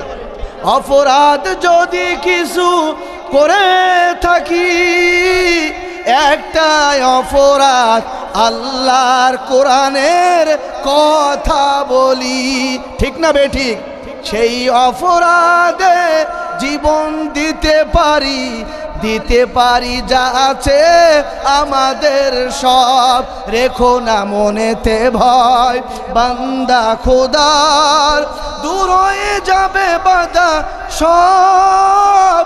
তোমার আমার এক মালিক আছেন, আছেন আমাদের রব, আছেন আমাদের রব। ঠিক কিনা? সে আল্লাহ আছে না নাই? মানুষগুলি জনগণ অধৈর্য হয়ে গেল। মনে হয় এই জালিম আর মনে হয় পতন হবে না। তারা তো অহংকার দিয়ে বলতো যে 2021 সাল, কত সাল? 41। হ্যাঁ, কত সাল? 2041 সাল। তারা কত স্বপ্ন, কত অহংকার। কিসের নির্বাচন, কিসের গণতন্ত্র, কিসের জনগণের সম্মান ইজ্জত, কারোর কথা তারা শুনতো না। এই দেশের সমস্ত রাজনীতিবিদ, সমস্ত শিক্ষাবিদ, শিক্ষক, শিক্ষিকা, মেধাবী আলেম উলামা, কারোর কথা তারা শুনতো না। নির্যাতন করেছে, মামলা দিয়েছে, হামলা চালিয়েছে। কথা বলেন ঠিক না বেঠিক? আল্লাহ বলছে দাঁড়া, বহু হয়েছে আর না। জনগণ হতাশ ছিলাম, আল্লাহ বলছে হতাশ হয়েও না, ধৈর্য ধরো, সবর করো, ইমানের পথে অটল অবিচল থাকো। আল্লাহ তাআলা বলেন ওয়ালা তাহিনু ওয়ালা তাহজানু ওয়া আনতুমুল আলাউনা ইন কুনতুম মুমিনিন। হতাশ হওয়ার কোনো কারণ নাই, মুমিনদের বিজয় হবেই হবে। জোরে বলুন ইনশাআল্লাহ, আর জোরে বলুন ইনশা। 41 সাল আর যাওয়া লাগে নাই।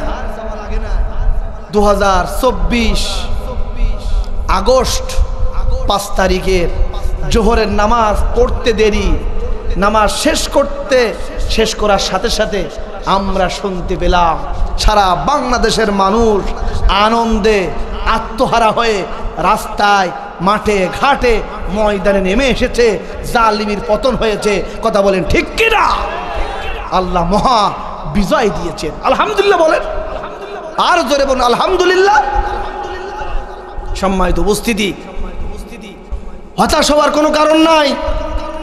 আল্লামা সাঈদী রহমতুল্লাহ আলাইহি তিনি কোরআনের জন্য, দ্বীনের জন্য, ইসলামের জন্য সারা জীবন দেশ বিদেশে কথা বলেছেন। তার একটাই স্বপ্ন ছিল আল্লাহর জমিনে 56,000 বর্গ মাইলের এই দেশে আল্লাহর কোরআন বিজয় হবে। এটাই তার লক্ষ্য, উদ্দেশ্য ছিল। কথা বলেন ঠিক না বেঠিক? আর তিনিও একটা দলের মধ্যে শামিল ছিলেন। তিনিও সেই দলের সর্বোচ্চ বায়াতের সাথী রকুন হয়ে সেই দলের নেতৃত্ব দিয়েছেন, আনুগত্য করেছেন, ইসলামী দল করেছেন। তিনি যদি করতেন কোনো দরবারের পীর, তাহলে তার মতন পীরের মুরিদ, তার মতন দরবার বাংলাদেশে আর কিছুই খুঁজে পাওয়া যেত না। কিন্তু তিনি সমস্ত কিছু অপেক্ষা করে জালিম স্বৈরাচার তারা প্রস্তাব দিয়েছিল তার পরিবারের কাছে, তার সন্তানদের কাছে, কামালউদ্দিন জাফরি হুজুরির কাছে, যে আল্লামা সাঈদী তিনি তো শুধু দেশের না, সারা পৃথিবীর সম্পদ, তার কি দরকার সব আমরা দিতে চাই। তিনি জামাত ইসলামী ছেড়ে দিক, ইসলামী আন্দোলন ছেড়ে দিক, স্যালেন্ডার করুক, যা যা দরকার সব দেওয়া হবে। আপনারা বলেন 13 বছর তেল খেটেছে, কষ্ট দিয়েছে, তার বড় ছেলে রফি বিন সাঈদী মারা গিয়েছে, তাকে একটু জানাজায় আসতে দিয়েছিল।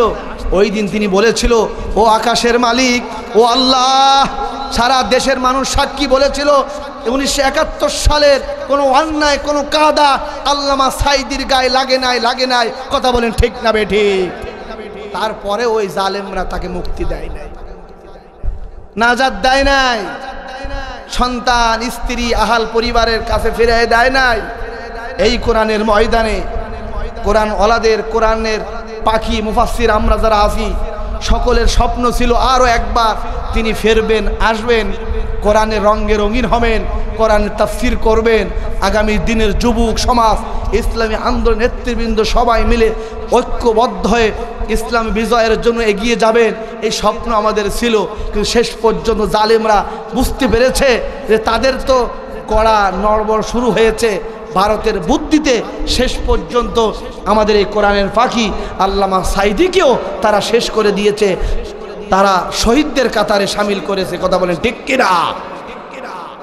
আল্লামা সাঈদী রহমতুল্লাহি আলাইহি তিনি যেদিন মারা যান, এই জীবনে আমরা যতদিন কেঁদেছি আল্লাহর জমিনে, আমি আমার ব্যক্তিগতভাবে বলি, আমি সবচাইতে বেশি কয়েকবার কেঁদেছি এই দুনিয়ায় থাকতে।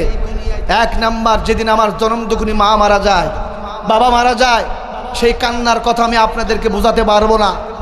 এই পৃথিবীর একটাই শব্দ ময়কারে মা, মনে হয় পৃথিবীর সব জাদু মধু সব এই শব্দের মধ্যে। কথা বলেন ঠিক না বেঠিক? মসজিদ লিখতে মা লাগে, মদিনা লিখতে মা লাগে, নবী মুহাম্মদ রাসূল লিখতে মা লাগে, একটা মাত্র শব্দ ময়কারে মা। যে মায়ের গর্ভে আমরা ছিলাম, যে মায়ের আমরা দুধ খেয়েছি, যেই মা আমাদেরকে কষ্ট করে লালন পালন করে বড় করেছে, মায়ের মতন আপন, বাবার মতন সবচাইতে আপন পৃথিবীতে আর কিছু হতে পারে? মা বাপ যেদিন দুনিয়া থেকে বিদায় নিয়ে চলো, সেদিন আমরা চোখের পানি ধরে রাখতে পারি নাই। আল্লাহর কাছে দোয়া করছে রব্বুল আলামিন, এই মা বাবার ওসিলায় আমরা দুনিয়ায় এসেছি, হায় আল্লাহ তাআলা আপনি আমাদের পিতা মাতাদেরকে মাফ করে দিন, ক্ষমা করে দিন। রব্বির হামহুমা কামা রব্বায়ানি সগীরা, জোরে বলেন আমিন। দ্বিতীয় নাম্বার, আমি গুনাহগার, আপনাদের দুয়ায় আল্লাহ তাআলা আমাকে মক্কায় মদিনায় নিয়েছিলেন। আল্লাহি, যেদিন আমি প্রথম বাইতুল্লাহর সামনে গিয়েছিলাম, গভীর রাত, সামনে গিয়ে যখন হাজির হয়েছিলাম, আল্লাহর ঘর কাবা ঘর যেদিন দেখেছিলাম, সেই দিন আমি চোখের পানি ধরে রাখতে পারি নাই, এত কাদা কেঁদেছিলাম। রব্বুল আলামিন, এই সেই আপনার ঘর, যেই ঘরে সমস্ত নবীরা, সমস্ত রাসূল এখানে নামাজ পড়েছেন, এখানে তাওয়াফ করেছেন, এই সেই জান্নাতি পাথর হাজরে আসওয়াদে এখানে চুমা খেয়েছেন, এই সেই দরজা মুলতাজিমের দরজা, এখানে ধরে ধরে সবাই দোয়া করেছেন। সেই অনুভূতি, সেই চোখের পানির কথা আমি আপনাদেরকে বোঝাতে পারবো না। আল্লাহ যেন আপনাদেরকেও কবুল করেন, মক্কা মদিনায় নিয়ে যান, জোরে বলেন আমিন। আল্লাহ তাআলা বলেন, ইন্না আউওয়ালা বাইতি উদিয়া লিন-নাস লাল্লাযী বিবাক্কাতা মুবারাকা ওয়া হুদাল লিল আলামিন। পৃথিবীর সর্বপ্রথম ঘর এই বাইতুল্লাহ, এই কাবা ঘর। আকাশ থেকে বাইতুল মামুর থেকে যত রহমত, বরকত, কল্যাণ নাজিল হয়, বাইতুল মামুর থেকে বাইতুল্লাহর ছাদের উপরে, ওখান থেকে সারা দুনিয়ায়, সারা পৃথিবীতে আপনাদের এই নীলফামারীতেও আসে। আলহামদুলিল্লাহ। ভাইরা আমার, এরপরে আল্লাহি আল্লামা সাঈদী রহমতুল্লাহি আলাইকে যেদিন এই জালিম স্বৈরাচার খুনি হাসিনা বাহিনী জালেমরা যেদিন ফাঁসির রায় দিয়েছিল, আমরা আলেমরা আল্লাহর কাছে দোয়া করেছিলাম, রব্বুল আলামিন ইসলামী আন্দোলনের জাতীয় নেতৃবৃন্দ এক এক করে চলে যাচ্ছে, আপনি দয়া করে মায়া করে কোরআনের ইজ্জতে আল্লামা সাঈদী হুজুরকে আপনি আমাদের জন্য নিয়ামত হিসাবে আপনি হেফাজত করেন। সেই কান্নার অনুভূতির কথা আমরা বলতে পারবো না। আপনারাও কেঁদেছিলেন, আপনারাও আন্দোলন করেছিলেন, ময়দানে নেমেছিলেন। একদিন দুই দিনের ব্যবধানে কোরআনের পাখি আল্লামা সাঈদীর জন্য গোটা বাংলাদেশ থেকে 100-150 কোরআন প্রেমিক ইসলামী আন্দোলনের কর্মী ভাইরা, ধর্মপ্রাণ মুসলমানেরা কোরআনের জন্য, কোরআনের পাখি আল্লামা সাঈদী হুজুরের জন্য, নবীর জন্য তারা জীবন দিয়েছিল। কথা বলেন ঠিক কিনা? আমার সাতক্ষীরায় পুলিশ লাইনের সামনে আমাদের এক বন্ধু পরিচিত ভাই গালিব ভাইয়ের বাবা, তার বাবা এভাবে বলেছিল, পুলিশ গুলি চালাবার চালাও, তবু আল্লামা সাঈদীর ফাঁসি হবে। আমি কোরআন প্রেমিক, তার ওয়াজ শুনে নামাজি হয়েছি, মুসলমান হয়েছি, ইসলামী আন্দোলনের দল পথ খুঁজে পেয়েছি। আমি তাকে ভালোবাসি, তাকে যদি ফাঁসি দাও আমরা আর বাঁচতে চাই না, তার সাথে আমাদেরকেও ফাঁসি দাও। এভাবে তাকে ভালোবাসার জন্য গুলি খেয়ে খেয়ে রক্ত দিয়ে আপনাদের এই নীলফামারী উত্তর অঞ্চলের রংপুর, রাজশাহী, সাতক্ষীরা, চট্টগ্রাম, কুমিল্লা, নোয়াখালী, ফেনী, সিলেট সর্বত্র মানুষ তার জন্য মাঠে নেমেছিল। কথা বলেন ঠিক না বেঠিক? সেই দিনের কথা আপনাদেরকে আমরা বোঝাতে পারব। সর্বশেষ আল্লামা সাঈদী হুজুরকে যেদিন তার বড় ছেলে হুজুরের এই রায়, হুজুরের এই বিচার শুনে আদালতের প্রাঙ্গণে তিনি কলিজার টুকরা সন্তান রফি বিন সাঈদী কোরআনে তাফসির করতেন। আল্লামা সাঈদী রেখে যাওয়া সম্পদ হবেন আগামীতে, অথচ এই জালিমদের জুলুম নির্যাতন এই নাটক দেখে তিনি আর সহ্য করতে পারেন নাই। তিনি স্ট্রোক করে শেষ পর্যন্ত বাবার আগে সন্তান চলে গেলেন, বাবার কাঁধে সন্তানের লাশ। মতিঝিলে জানাজা হবে, বাংলাদেশের আলেম ওলামা ইসলামী আন্দোলন নেতৃবৃন্দ সেই ময়দানে আমি গুনাহগার, আমরাও ছিলাম। আল্লাহি আল্লামা সাঈদী হুজুর যখন র‍্যাব পুলিশ বাহিনী যখন নিয়ে আসলেন, মঞ্চে উঠলেন, অনেক কষ্ট করে হুজুরের হাতটা ধরেছিলাম, চুমা খেয়েছিলাম। আল্লামা সাঈদী তিনি নিজের নামাজ পড়িয়েছিলেন, জানাজার নামাজ, মাগরিবের নামাজ, আর তিনি যে ভাষণ দিয়েছিলেন, ও আল্লাহ, ও আল্লাহ তুমি জালিমদেরকে হেদায়েত দাও, হেদায়েত না থাকলে তুমি এদেরকে খতম করো। আল্লামা সাঈদী কোনো রাজাকার ছিলেন না, ধর্ষক ছিলেন না, শুধুমাত্র কোরআনের কথা বলার কারণে, ইসলামী দল বাংলাদেশ জামাত ইসলামী করার কারণে এই জালিম স্বৈরাচার খুনি হাসিনা তাকে জেলের মধ্যে রেখেছে। বারবার তিনি কেঁদেছিলেন, ওই সাথে সাথে আমরাও কান্না করে দিয়েছিলাম, চোখের পানি ধরে রাখতে পারি নাই। সেই কান্নার কথা আমরা আপনাদেরকে বোঝাতে পারবো না, এখনো পর্যন্ত ইউটিউবে আছে। কথা বলেন ঠিক কিনা? সম্মানিত উপস্থিতি, সর্বশেষ হঠাৎ করে আল্লামা সাঈদী হুজুরকে যেদিন গাজীপুর কাশিমপুর কারাগার থেকে হঠাৎ করে নিয়ে গেলেন ঢাকায়, পিজি হাসপাতালে ভর্তি করালেন। আপনারা দেখেছেন গাড়ি থেকে যখন নামলেন কত সুন্দর মিষ্টি হাসি, হাসি খুশি, পুলিশদের সাথে কত সুন্দর ব্যবহার। মানুষটাকে দেখে তো মনে হয় না তিনি হার্ট অ্যাটাক করেছে, স্ট্রোক করে তিনি অসুস্থ, তিনি তো সুস্থ মানুষ। কারণ কোরআনের কোনো দায়িত্বশীল, কোরআনের মুফাসসির, কোরআনের কোনো কর্মী জালেমদের জুলুমের কারণে সে অসুস্থ হতে পারে না। কিন্তু শেষ পর্যন্ত তাকে বিভিন্ন নাটক করে তার সন্তানদেরকে কাছে আসতে দেয় নাই, সন্তানদেরকে কাছে আসতে দেয় না, দূরে রেখে বিভিন্ন পায়তারা চালিয়ে এই জালিমরা জুলুম করে, নির্যাতন চালিয়ে, পরিকল্পনা করে আল্লামা সাঈদী হুজুরকেও শেষ পর্যন্ত মৃত্যুর কোলে ঢেলে দিল, তিনিও শহীদ হয়ে গেলেন। আমরা যখন রাত 8টার দিকে যখন আমরা শুনতে পেলাম, আল্লাহি সারাটা রাত আল্লাহর কাছে আমরা কেঁদেছি, রব্বুল আলামিন আমরা আমাদের কোরআনের পাখিকে হারিয়ে ফেললাম। কোথায় হবে তার জানাজা? ঢাকায় হবে, বাইতুল মুকাররম হবে, সরদ্দি উদ্যানে হবে। কিন্তু এই জালিম স্বৈরাচার খুনি হাসিনা প্রশাসন তারা আল্লামা সাঈদীর জানাজাটা পর্যন্ত ঢাকায় রাজধানী হতে দেয় নাই। কথা বলেন ঠিক না বেঠিক? সম্মানিত উপস্থিতি, আপনারা সব ঘটনা জানেন। আমি গুনাহগার, আমরা ছুটি চলেছিলাম ঢাকা থেকে সেই পিরোজপুরের পথে। পিরোজপুর গিয়েছি জানাজায়, জানাজা থেকে এসে 2-3 দিন পরে জুমার নামাজ আমি আদায় করেছিলাম। জুমার খুতবা দেই ঢাকা আশুলিয়া বাইপাইল মধ্য গাজীর চট কেন্দ্রীয় ইবাদুল্লাহ জামে মসজিদ। বাংলাদেশে অনেকেই চেনেন আপনারা। আমি আল্লামা সাঈদীর জন্য দোয়া করেছিলাম, কথা বলেছিলাম, সমস্ত আলেমদের জন্য দোয়া করেছিলাম। এই জালিম স্বৈরাচার খুনি হাসিনার বাহিনী, সাভার উপজেলার ভাইস চেয়ারম্যান ফাসেক অহংকারী সাদাত হোসেন খান সহ তার পাতি নেতারা, আমির সরকার মধ্য গাদিস্তরের একজন, সবসময় আলেমদেরকে কষ্ট দিত, খতিবদেরকে কষ্ট দিত, গালিগালাজ করেছে আমাকে। পরে জুমা আমাকে আর পড়াতে দেয় না। আমি বলেছিলাম যে আমাকে অন্তত একটু বিদায় নীতি দেন। এই যে 7-8 বছর ধরে আমি খুতবা দেই মুসল্লিদের সাথে, আমি একটু বিদায় নেই, আমাকে দেওয়া হয়নি। রাতারাতে আমাকে গালিগালাজ করে হুমকি ধুমকি দিয়ে পরে জুমা আমাকে আর পড়াতে দেয়নি। কি অপরাধ? আমি আল্লামা সাইদির জানাজায় গিয়েছি। কি অপরাধ? জুমার আমি আল্লামা সাইদি সহ আলেমদের জন্য কেন দোয়া করলাম? কি অপরাধ? আমি আল্লামা সাইদিকে কেন ভালোবাসি? তাদের আদর্শ, তাদের দল মত, ইসলামী আন্দোলনের কথা কেন বলি? শুধু আমাকে নয়, গোটা বাংলাদেশে অসংখ্য ইমাম খতিবদেরকে তারা চাকরি থেকে বের করে দিয়েছিল, চাকরি থেকে সরিয়ে দিয়েছিল। কথা বলেন ঠিক না বেটি? ওয়ামাকারু ওয়ামাকারাল্লাহ আল্লাহু খায়রুল মাকিরিন। আল্লাহ বলছেন আর না। 1 বছর না যেতেই 14ই আগস্ট আল্লামা সাইদি মারা গিয়েছিলেন। 15ই আগস্ট তারা মিষ্টি বিতরণ করেছিল, আনন্দ উল্লাস করেছিল। আল্লাহ বলছেন দাঁড়া, আগামীর 14ই আগস্ট আসার আগে আল্লামা সাইদি বলেছিল আল্লামা সাইদির রক্তকে এই জালিমদেরকে পুড়িয়ে পুড়িয়ে মারবে। ঠিক তাই আল্লাহ রাব্বুল আলামিন এই আগস্ট মাসে 5 তারিখের মধ্য দিয়ে তরুণ আর যুবকরা ময়দানে নামলো। যুবকদের রক্ত জমিনে পড়তে দেরি জালিমরা চূর্ণ বিচ্ছিন্ন হয়ে পিছনের দরজা দিয়ে পালাতে বাধ্য হয়েছে। এক নাড়ায় দিল্লি গিয়ে পড়েছে। কথা বলেন ঠিক কিনা? আল্লাহর খেলা।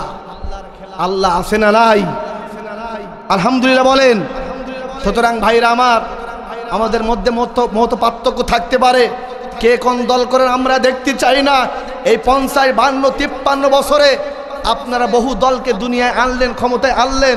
আমরা সবাই কাঁধে কাঁধ মিলিয়ে ইসলামী আন্দোলন নেতৃবৃন্দ বলেছে যে আমরা যে কোনো স্যাক্রিফাইস দেশের জন্য, জনগণের জন্য আমরা করতে রাজি। মত পার্থক্য ভুলে গিয়ে আগামীতে একটা বার ওই সমস্ত শহীদদের রক্তের বিনিময়ে, জীবনের বিনিময়ে এই দেশে ইনসাফপূর্ণ পরিবেশ, দেশ সমাজ বিনির্মাণে আমরা কাজ করতে চাই, এগিয়ে যেতে চাই। আজকের এই আপনাদের নীলফামারী পলাশবাড়ি ইউনিয়ন বাংলাদেশ জামাত ইসলামী শ্রমিক ফেডারেশন কর্তৃক আয়োজিত এই মাহফিল থেকে আমরা সিদ্ধান্ত নিতে চাই, আমাদের জীবন আর কতদিন আছে আমরা জানি না। এই পৃথিবীতে এসেছি, আমরা চলে যাব, কেউ থাকতে পারবো না। কোরআনের জন্য, ইসলামের জন্য, ইসলামী আন্দোলনের জন্য আগামীতে সমর্থন করে কর্মী হয়ে, রোকন হয়ে, ভোট দিয়ে ইসলাম বিজয়ের জন্য আমাদেরকে জান্নাতমুখী দৌড়াতে হবে। কারা কারা রাজি? 2 হাত তুলে আল্লাহকে দেখায় দেয়।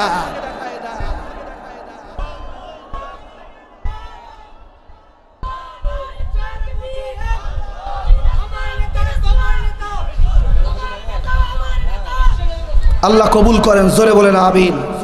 আর জোরে বলেন আমিন। সম্মানিত উপস্থিতি, আপনারা দেখেছেন জালিমরা পালাতে দেরি। এই দেশের কত ক্ষমতাওয়ালা, টাকাওয়ালা, গাড়িওয়ালা, সালমান এফ রহমান সহ মন্ত্রীরা, ওবায়দুল কাকু সহ কে কোথায় গিয়েছে কোনো খবর নাই। এক একজন ধরা পড়তেছে। আল্লাহ ধরে না, ধরলে ছাড়ে না। যেই সমস্ত বিচারপতিরা অহংকারী করে মিথ্যা রায় দিয়ে দিয়ে বিচার করেছিল, এক একজন জাতির সামনে পচা ডিম, জুতার বাড়ি খাচ্ছে। কথা বলেন ঠিক কিনা? ওই যে সালমান এফ রহমান দরবেশ বাবা কন্ট্যাক্ট করেছে নৌকালার সাথে যে আমাদের দুজনকে একটু পার করে দাও ওপারে, দাদা বাবুর দেশে, যেখানে আমাদের নেত্রী চলে গেছে। শেষ পর্যন্ত দাড়ি মোষ সব কামিয়ে একেবারে লালে লাল হয়ে পালানোর জন্য প্রস্তুতি নিচ্ছিল। শেষ পর্যন্ত ধরা পড়েছে। কথা বলেন ঠিক কিনা? আল্লাহ পাক এভাবেই জালিমদেরকে বিচার করেন। এর উপরে বিচার আর কিছু করা লাগে ভাই? মন্ত্রী, বাংলাদেশের ধনীদের মধ্যে সবচাইতে বড় ধনী তারা, বারবার মন্ত্রী ছিল, গাড়ি বাড়ি ফ্যাক্টরি কোনো কিছু অভাব নাই। কিন্তু কিভাবে তারা ধরা পড়তেছে, কিভাবে শাস্তি দিচ্ছে, এর উপরে আর বিচার আর কিছু নাই। এজন্য আসুন, আমরা চোখের সামনে দেখেছি বদরের বিজয় আমরা দেখি নাই, 1971 সালের বিজয় আমরা দেখি নাই, ভাষা আন্দোলনে 1952 সালে ছাত্র আমার বন্ধুরা রফিক জব্বার সালাম তাদের বিজয় আমরা দেখি নাই, কিন্তু আমরা দেখেছি আল্লাহ আমাদেরকে চোখে আঙ্গুল দিয়ে দেখিয়েছে, দেখ তোরা মাজলুম ছিলি, দেশের পক্ষে ইসলামের পক্ষে থাকার কারণে জালিমদেরকে কিভাবে আমি পতন করিয়েছি দেখ। সুতরাং আর ঘুমানোর সময় নেই, আর বসে থাকার সময় নেই, আমাদেরকে কি করতে হবে? হুয়াল্লাযী আরসালা রাসূলাহু বিল হুদা ওয়া দীনিল হক, রাসূলের উপরে যেই দ্বীনের দায়িত্ব ছিল এই দ্বীনের দায়িত্বকে আমাদেরকে জান্নাতের দিকে আগাতে হবে। আমাদের লক্ষ্য উদ্দেশ্য জান্নাত, আর এই জান্নাতে আমাদেরকে আগাতে হবে দ্বীন বিজয়ের মাধ্যমে। কথা বলেন ঠিক না বেঠিক? সম্মানিত উপস্থিতি, মহাগ্রন্থ আল কোরআন সূরা আত-তাওবা 20 নম্বর আয়াত, জোরে বলুন কততম আয়াত? সবচাইতে মর্যাদাবান কারা? তাদের কথা আল্লাহ বলেছেন। বাংলাদেশে 90% মুসলমান, ঠিক কিনা? সবার ইমান আমলকে আল্লাহর কাছে একরকম? এখানে আপনারা শত শত হাজার হাজার মুসলমান, সবার ইমান আমল কি একরকম? আল্লাহ বলেছেন নবী আপনি জানিয়ে দিন। সাহাবীরা বসে আছে মসজিদে নববীতে, জুমার দিন, জিলকদ মাস, 9 হিজরির কথা। সাহাবীদের ভিতর থেকে একটি প্রশ্ন, আচ্ছা আল্লাহর কাছে সবচাইতে দামি কারা আমলের দিক থেকে, মর্যাদার দিক থেকে? কিছু কিছু সাহাবী বললেন আল্লাহ রাসূলের প্রতি ঈমান আনবে, আর এই যে বাইতুল্লাহ কাবা ঘর, এই ঘরের যারা খেদমত করবে, তাওয়াফ করবে, এবং এই ঘরের মেহমান যারা, মেহমানদেরকে জমজমের পানি পান করাবে, আল্লাহর কাছে সবচাইতে দামি তারা। কিন্তু কিছু কিছু সাহাবীরা বললেন না না, তা হতে পারে না, ঈমান তো আনাই লাগবে, বাইতুল্লাহর খেদমত করা লাগবে। এই দিন প্রসার প্রতিষ্ঠার জন্য, ইসলামী আন্দোলনের জন্য যাদের যত বেশি অবদান, কুরবানি, স্যাক্রিফাইস, তাদের মর্যাদা আল্লাহর কাছে সবচাইতে বেশি। আলহামদুলিল্লাহ। আসসালামু আলাইকুম। সম্মানিত উপস্থিতি, আলহামদুলিল্লাহ বলেন। লিল্লাহে তাকবীর, লিল্লাহে তাকবীর। আমার সম্মানিত বড় ভাই, বন্ধু মানুষ মুকাররম হুসাইন সাইদি হাফিজাহুল্লাহ, তিনি আগমন করেছেন। আলহামদুলিল্লাহ বলেন। বাংলাদেশ মাজলিসুল মুফাসসিরিন জেলার বিভাগীয় দায়িত্বশীল, এবং আপনাদের এই নীলফামারীর রত্ন মাজলিসুল মুফাসসিরিনের কেন্দ্রীয় একটি সম্মেলন ছিল তামিরুল মিল্লাত টঙ্গী শাখায়। সেখানে বাংলাদেশের শত শত মুফাসসিররা ছিলেন বাছাইকৃত, তার মধ্যে আপনাদের নীলফামারী থেকে ভাইও ছিলেন। আলহামদুলিল্লাহ। আপনাদের আরো একজন দায়িত্বশীল আমাদের বড় ভাই মুফাসসিরে কোরআন মুজিবুর রহমান, চেনেন আপনারা? উনিও ছিলেন। রংপুরের গৌরব, গোটা বাংলাদেশের মুফাসসিরদের মহাসচিব অধ্যাপক নুরুল আমিন সাহেব সহ সারা বাংলাদেশ থেকে ছিলেন। আমরাও সেখানে অংশগ্রহণ করার সুযোগ পেয়েছিলাম। আলহামদুলিল্লাহ বলেন। তামিরুল মিল্লাত টঙ্গী শাখায় কামিল মাদ্রাসায়, তো ওই দিন ভাইয়ের সাথে একসঙ্গে ছিলাম অনেকক্ষণ, সেই টঙ্গী থেকে আশুলিয়া পর্যন্ত একসাথে ছিলাম। উনি আমাকে বলেছিলেন যে ভাই, আমির হামজার একটা মাহফিল করানোর কারণে এলাকায় জালেমরা আমাদেরকে মামলাও দিয়েছে। ভালো কাজ যারাই করেছে, মামলা দেয় নাই কোন কাজে? কথা বলেন ঠিক কিনা? সেই দুঃখ আমি করেছিলাম। আমির হামজার কি দোষ? ঠান্ডা মানুষ, নরম মানুষ, সহজ সরল মানুষ, তাকেও পর্যন্ত জেলখানায় 3-4 বছর আটকিয়েছে। কথা বলেন ঠিক কিনা? আমির হামজা ভাই জেল থেকে যেদিন বেরোয় আসছেন, সর্বপ্রথম আমাদের মসজিদে ঢাকা আশুলিয়ায় তিনি আসছিলেন। একসাথে খাওয়া দাওয়া করছিলাম, কোলাকুলি করছিলাম, একসাথে নামাজ পড়ছিলাম। ভাইকে জিজ্ঞাসা করছিলাম যে ভাই কেমন লাগলো? এই 3টা বছর ভালোই লাগছে, ইবাদত বন্দিগিতে, কোরআন গবেষণায় আমরা আরো বেশি সময় পেয়েছি। আলহামদুলিল্লাহ। তিনি এখন অসুস্থ, জালেমরা তাকে ভালো রাখে নাই, জেলখানায় তো ভালো থাকে না, ঠিক কিনা? যাই হোক, ওই টঙ্গী শাখায় বাংলাদেশ মাজলিসুল মুফাসসিরিনের আমাদের গুরুত্বপূর্ণ একটি কেন্দ্রীয় সম্মেলন ছিল, শত শত মুফাসসির। কিন্তু ওখানে প্রধান অতিথি কে ছিলেন জানেন? আমাদের সকলের রাহবার বাংলাদেশ জামাত ইসলামীর আমিরি জামাত মানবতার বন্ধু ডক্টর শফিকুর রহমান। আলহামদুলিল্লাহ। আমরা যেই দল করি, যেই আদর্শের বিশ্বাসী, আমরা যেই দলের শপথ নিয়েছি, বায়াতের জিন্দেগিতে রকম হয়েছি, এই জন্য না, তার আচরণ, তার ব্যবহার, ভাই সাক্ষী। তিনি যখন সম্মেলনে হলরুমে ঢুকলেন, শুরু থেকে শেষ পর্যন্ত শত শত মুফাসসিরদের সাথে মুসাফা করলেন, কোলাকুলি করলেন, সবার কপালে চুমা খাইলেন। তিনি বলেছেন এই দেশে তখন কিন্তু জালিম পতন হয় নাই, জালিমরা থাকতে। তিনি বলেছিলেন এই দেশে ইসলাম বিজয় সেদিন হবে যেদিন এই দেশের দলমত নির্বিশেষে সমস্ত আলেমরা এগিয়ে আসবে। ঠিক কিনা? এক সময় কিন্তু জামাত ইসলামের আলেমরাই শুধু নির্যাতিতের শিকার হতো। সর্বশেষ মামুনুল হক থেকে শুরু করে যারাই দ্বীনের কথাই বলতো, এমন কোন আলেম নাই এই জালেমরা তাদেরকে জুলুম করে নাই। এখন বুঝেছে সব আলেমরা ঐক্যবদ্ধ হচ্ছে। আলহামদুলিল্লাহ বলেন। আমিরি জামাত তিনি ওই দিন বলেছিলেন আলেমরা এই ইসলামী আন্দোলন, ইসলাম বিজয়ের জন্য সবচাইতে বেশি ভূমিকা রাখতে হবে। এই আওয়াজ যতদূর পর্যন্ত যাচ্ছে, বাংলাদেশ মাজলিসুল মুফাসসিরিন, বাংলাদেশ জামাত ইসলামের একটি শাখা, যেমন এই যে শ্রমিক ফেডারেশন, মসজিদ মিশন, তালিমুল কোরআন, ঠিক বক্তাদের, আলোচকরা যেন কোনো দলে, কোনো গ্রুপে না যায়, ইসলামী আন্দোলনের দায়িত্বশীলদের আন্ডারে থাকে।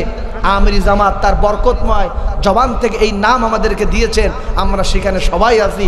এই নীলফামারী, রংপুর, দিনাজপুর, ঠাকুরগাঁও, পঞ্চগড়, আমার সাতক্ষীরা, খুলনা, কুমিল্লা, চট্টগ্রাম, ঢাকা সহ বাংলাদেশের আমির হামজা, আব্দুল্লাহ আলামিন, মিজানুর রহমান আজহারি ভাই থেকে শুরু করে আল্লামা তারিক মনোয়ার, সাদিকুর রহমান আজহারি, সমস্ত বক্তা এই প্ল্যাটফর্মের মধ্যে জোরে বলুন আলহামদুলিল্লাহ। বাংলাদেশ জামাত ইসলামের যে লক্ষ্য উদ্দেশ্য, নিয়মতান্ত্রিকভাবে এই সমাজে, এই দেশে আল্লাহর হুকুম, আল্লাহর বিধানকে বাস্তবায়ন করা, আল্লাহ রাসূলের সন্তুষ্টি অর্জন করা। ঠিক আমরাও মাঠে ময়দানে এই 15-17 বছর আমরাও সেই উদ্দেশ্যের জন্য কথা বলি। রব্বুল আলামিন, আমার ভাই এসেছেন, এই নীলফামারীর গর্ব, আমার বড় ভাই, বন্ধু মানুষ হযরত মাওলানা মুকাররম হোসেন সাইদি ভাই সহ, এই নীলফামারীর আরও আগে যিনি কথা বলেছেন মাওলানা নাজমুল হুদা, আমার আরেক বন্ধু আছে মাওলানা আরিফ আল মামুন সহ আমাদের দায়িত্বশীল অধ্যাপক মুজিবুর রহমান এবং আমাদের কেন্দ্রীয় মহাসচিব অধ্যাপক নুরুল আমিন সাহেব সহ আল্লাহ পাক সবাইকে সুস্বাস্থ্য, নেক হায়াত, ইলমি আমলে, যোগ্যতায়, সম্মানে, ইজ্জতে, আপনারা কোরআনের পাখি, কোরআনের মুফাসসির, ইসলামী আন্দোলনের সর্বোচ্চ দায়িত্বশীল আমাদের বিশ্বনন্দিত মুফাসসির আল্লামা সাইদি হুজুরকে যেভাবে ভালোবাসতেন, তদ্রূপভাবে আলেমদেরকে ভালোবাসবেন, আলেমদের সাথেই থাকবেন। আগামীতে ইসলামী আন্দোলন যদি ডাক দেয়, আগামীর নির্বাচনে, আগামীর ভোটে, যে এই দেশে ইসলামপন্থীদেরকে যদি আসন দেওয়া হয়, নির্বাচন আসে, আমরা সবাই মিলেমিশে আল্লাহ রাসূলের ওয়ারিস ইসলামী আন্দোলন দায়িত্বশীলদেরকে সাথে থাকব, কর্মী হব, রকুন হব, ভোট দেব, সমর্থন দিয়ে আল্লাহর জমিনে দিন বিজয়ের জন্য আমরা সবাই এগিয়ে আসবো, ছুটে চলবো। জোরে বলুন ইনশাআল্লাহ, আর জোরে বলুন ইনশাআল্লাহ। আল্লাহ কবুল করেন, বলুন আমিন। বলতেছিলাম সূরা আত-তাওবা 20 নম্বর আয়াতে কারিমা নাজিল হয়েছিল 9ম হিজরি জিলকদ মাস। যেই দিনটা নাজিল হয়েছিল, দিনটা ছিল পবিত্র জুমার দিন। বলেন তো সপ্তাহের মধ্যে সবচাইতে দামি দিন কোনটি? জুমার দিন। সাহাবীরা বসে আছে, সাহাবীদের মধ্য থেকে একজন প্রশ্ন করলেন, আল্লাহর কাছে সবচাইতে দামি কারা? কোন কোন কাজ করলে দামি হওয়া যায়? কিছু কিছু সাহাবীরা বললেন আল্লাহর প্রতি ঈমান যারা আনবে, আর এই যে বাইতুল্লাহ কাবা ঘর, এই বাইতুল্লাহর খেদমত যারা করবে, আল্লাহ রব্বুল আলামিনের কাছে সবচাইতে দামি তারা। কিন্তু যারা একটু জ্ঞানবান, দিনের জ্ঞান যাদের একটু বেশি, তারা বললেন না, ঈমান আনলো, নামাজ পড়লো, আর মসজিদের খেদমত করলো, আর হাজী সাহেবদেরকে জমজমের পানি পান করানো, এতটুকু কাজ করে সবচাইতে দামি হওয়া যায় না। কি করতে হবে? ঈমান তো আনতে হবে, বাইতুল্লাহর খেদমত করতে হবে, জমিন যার, আইন চলবে তার, ওই আইনের জন্য দিন প্রচার প্রতিষ্ঠার জন্য যাদের যত বেশি অবদান, কোরবানি, রক্ত, শহীদ যারা হবে তাদের মর্যাদা আল্লাহর কাছে সবচাইতে বেশি। সাহাবীদের মধ্যে একটু মতপার্থক্য দেখা গেল। এর মধ্যে হযরত ওমর তিনি মসজিদে প্রবেশ করলেন। আলহামদুলিল্লাহ বলেন। হযরত ওমর ডাক দিয়ে বলছে, ও আল্লাহর রাসূলের সাহাবীরা রে, নিজেদের মধ্যে কোনো মতপার্থক্য করার কোনো প্রয়োজন নাই। কিছুক্ষণের মধ্যে জুমার আজান হবে, আল্লাহর নবী মসজিদে আসবেন, নামাজ পড়াবেন, খুতবা দিবেন। নবীর কাছে আমরা প্রশ্ন করব কাদের মর্যাদা বেশি। জুমার আজান হয়ে গেল মসজিদে নববীতে। আল্লাহু আকবার,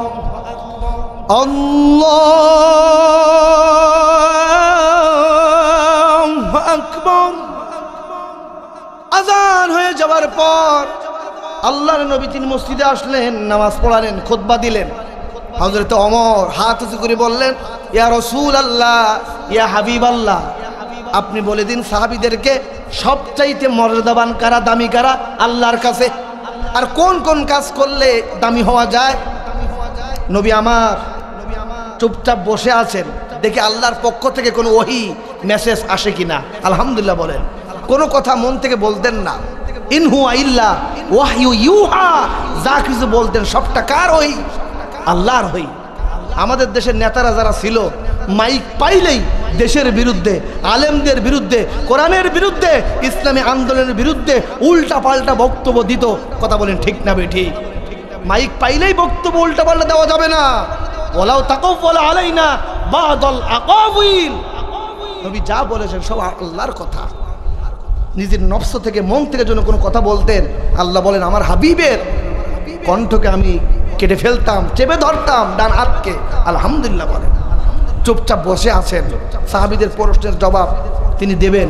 কিছুক্ষণের মধ্যে হযরতে জিবরাইল আলাইহিস সালাম আসলেন, ডাক দিয়ে বলছেন, ইয়া রাসূলুল্লাহ, ইয়া হাবিবাল্লাহ, আপনি আপনার সাহাবীদেরকে জানিয়ে দিন কিয়ামত পর্যন্ত আপনার যত উম্মতেরা আসবে, ওই যে নীলফামারীর বাংলাদেশ জামাত ইসলামী শ্রমিক ফেডারেশনের উদ্যোগে মাহফিলে যারা আসবে তারাও যেন শুনতে পায়। এই নেন সূরা আত-তাওবার 20 নম্বর আয়াতে কারিমা সাথে সাথে নাজিল হয়ে গেল। আলহামদুলিল্লাহ বলেন। আপনি জানিয়ে দিন, আল্লাযীনা আমানু ওয়া হাজারু ওয়া জাহাদু ফি সাবিলিল্লাহ। নবী আপনি বলেন, আল্লাযীনা আমানু, যে বা যারা ঈমান আনবে, ঈমান আনার পর ঈমানের প্রতি যারা অটল অবিচল থাকবে, ইস্তেকামাত থাকবে। এই 15-17 বছর যত বিপদ আপদ, হামলা মামলা হয়েছে, ইসলামী আন্দোলনের একজন কর্মী পিছাই যায় নাই। কথা বলেন ঠিক না বেঠিক? জীবন দিয়েছে, ফাঁসিতে ঝুলেছে, জেল, হামলা মামলা, চাকরি চলে গিয়েছে, তবুও কোরআনের আন্দোলন থেকে, ঈমানের পথ থেকে, ঈমানের দল থেকে সরে যাওয়া যাবে। 2 নম্বর, ওয়াহাজারু, হিজরত যারা করবে। হিজরত কারে কয়? এই 15-17 বছরে আপনারা যত কষ্ট করেছেন, জেলে গিয়েছেন, টাকা পয়সা খরচ করেছেন, বাড়িতে ঘুমাতে পারেন নাই। আমার মাতৃভূমি বাংলাদেশের সাতক্ষীরা জেলা আমাদের প্রিয় জেলা, ভাইও যায়। ওই জেলায় অসংখ্য মানুষেরা বাড়িতে ঘুমাতে পারতো না। মাছের ঘের, কিসের ঘের? মাছের ঘেরে গিয়ে রাতে ঘুমাতো। তাও ওই জালিমদের দোসররা নিয়ে নিয়ে ধরাইয়ে দিত। এমন কোনো বাড়ি নাই যেই বাড়িতে মামলা নাই, এমন কোনো ভোটার নাই, এমন কোনো বাংলাদেশের জামাত ইসলামের কর্মী নাই যার উপরে 8টা 10টা 20টা 50টা মামলা নাই। ঈমান এনেছো, ঈমানের পথে অটল অবিচল থাকতে গিয়ে যত কষ্ট হয়েছে সব হিজরত। আলহামদুলিল্লাহ বলেন। ঈমানও আল্লাহ, হিজরতও আল্লাহ। এখন কি করো? ওয়াজাহাদু ফি সাবিলিল্লাহ। ঈমান এনেছো, হিজরত করেছো, সময় এসেছে, পরিবেশ তৈরি হয়েছে, নতুন করে আল্লাহ একটা স্বাধীন দিয়েছে। এখন কি করো? ওয়াজাহাদু ফি সাবিলিল্লাহ।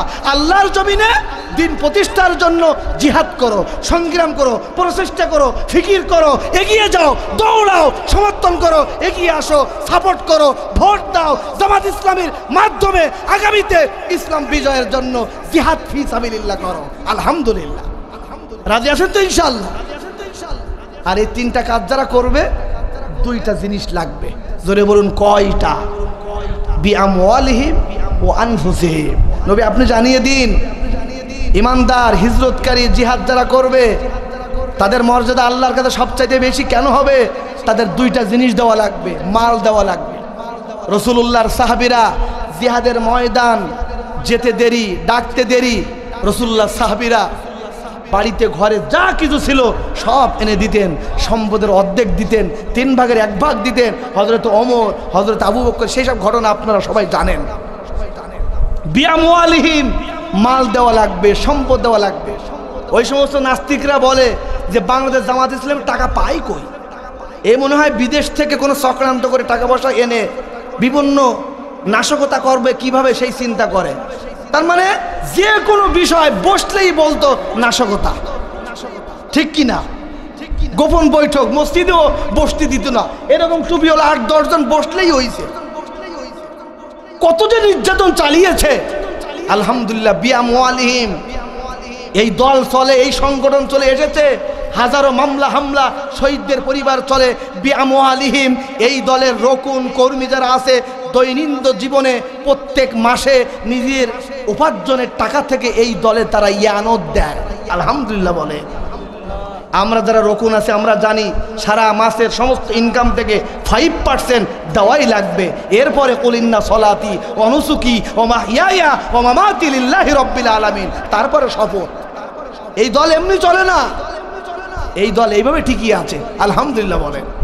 বিআমওয়ালিহিম, মাল দেওয়া লাগবে। আগামীতে ইসলাম বিজয়ের জন্য, আজকের এই মাহফিলের জন্য আপনারা টাকা দিয়েছেন, বুদ্ধি দিয়েছেন, শ্রম দিয়েছেন, মেধা দিয়েছেন, দিচ্ছেন, দিবেন। রাজি আছেন তো ইনশাআল্লাহ?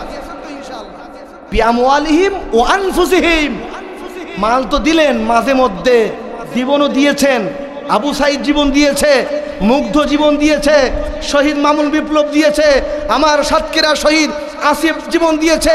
ইসলামী আন্দোলনের জন্য শহীদ মতিউর রহমান নিজামী তিনিও জীবন দিয়েছে। সেক্রেটারি জেনারেল আল্লামা আলী হোসেন মুজাহিদ সাহেব তিনিও জীবন দিয়েছে। কামরুজ্জামান দিয়েছে, কাদের মোল্লা হাফিজাউল্লাহ তিনিও দিয়েছেন।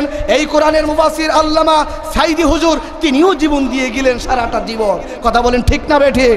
আগামীতে এই পরিবেশ হয়েছে, এই পরিবেশকে ইসলামী পরিবেশ করতে গিয়ে যদি কোনো জালিম আবারও দাঁড়িয়ে যায়, ইসলামী আন্দোলনের নেতৃবৃন্দদের ঐক্যবদ্ধ হয়ে তাদের আদেশে আবারও ইসলাম বিজয়ের জন্য আমরা জীবন দিতে চাই। কারা কারা রাজি? তুই হাত তুলে আল্লাহকে দেখা। আল্লাহ কবুল করেন, আল্লাহ কবুল করেন। জোরে বলেন আমিন। 3টা কাজ করতে হবে, 2টা বিনিময়ে মাল দান দিতে হবে। নবী এবার আপনি জানিয়ে দিন, আযমু দারাজাতান ইনদাল্লাহ, তাদের মর্যাদা আল্লাহর কাছে সবচাইতে বেশি। আলহামদুলিল্লাহ। ওয়া উলাইকা হুমুল ফাইজুন, তাদের কোনো টেনশন নাই, দুনিয়া এবং আখিরাতে তারা সফল কাম। আলহামদুলিল্লাহ বলেন। সূরা আত-তাওবা 20 নম্বর আয়াত। আর এই কাজ করতে গিয়ে আমাদেরকে ঐক্যবদ্ধ হতে হবে। ইন্নাল্লাহা ইউহিব্বুল্লাযিনা ইউকাতিলুনা ফি সাবিলি সাফফান কাআন্নাহুম বুনিয়ানুম মারসুস, ঐক্যবদ্ধ হয়ে সীসা ডালা প্রাচীর ন্যায় আমাদেরকে আগাতে হবে। ওয়ালা তাতাফাররাকু ফি, কোনো মতপার্থক্য করা যাবে না।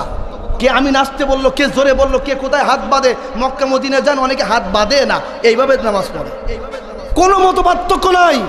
এই মতপার্থক্য করতে করতে এতদিন হয়েছে, আমরা আর কিছু দেখতে চাই না। আমরা আগামীতে ইসলাম ওয়ালাদেরকে ভোট দিতে চাই, সমর্থন করতে চাই।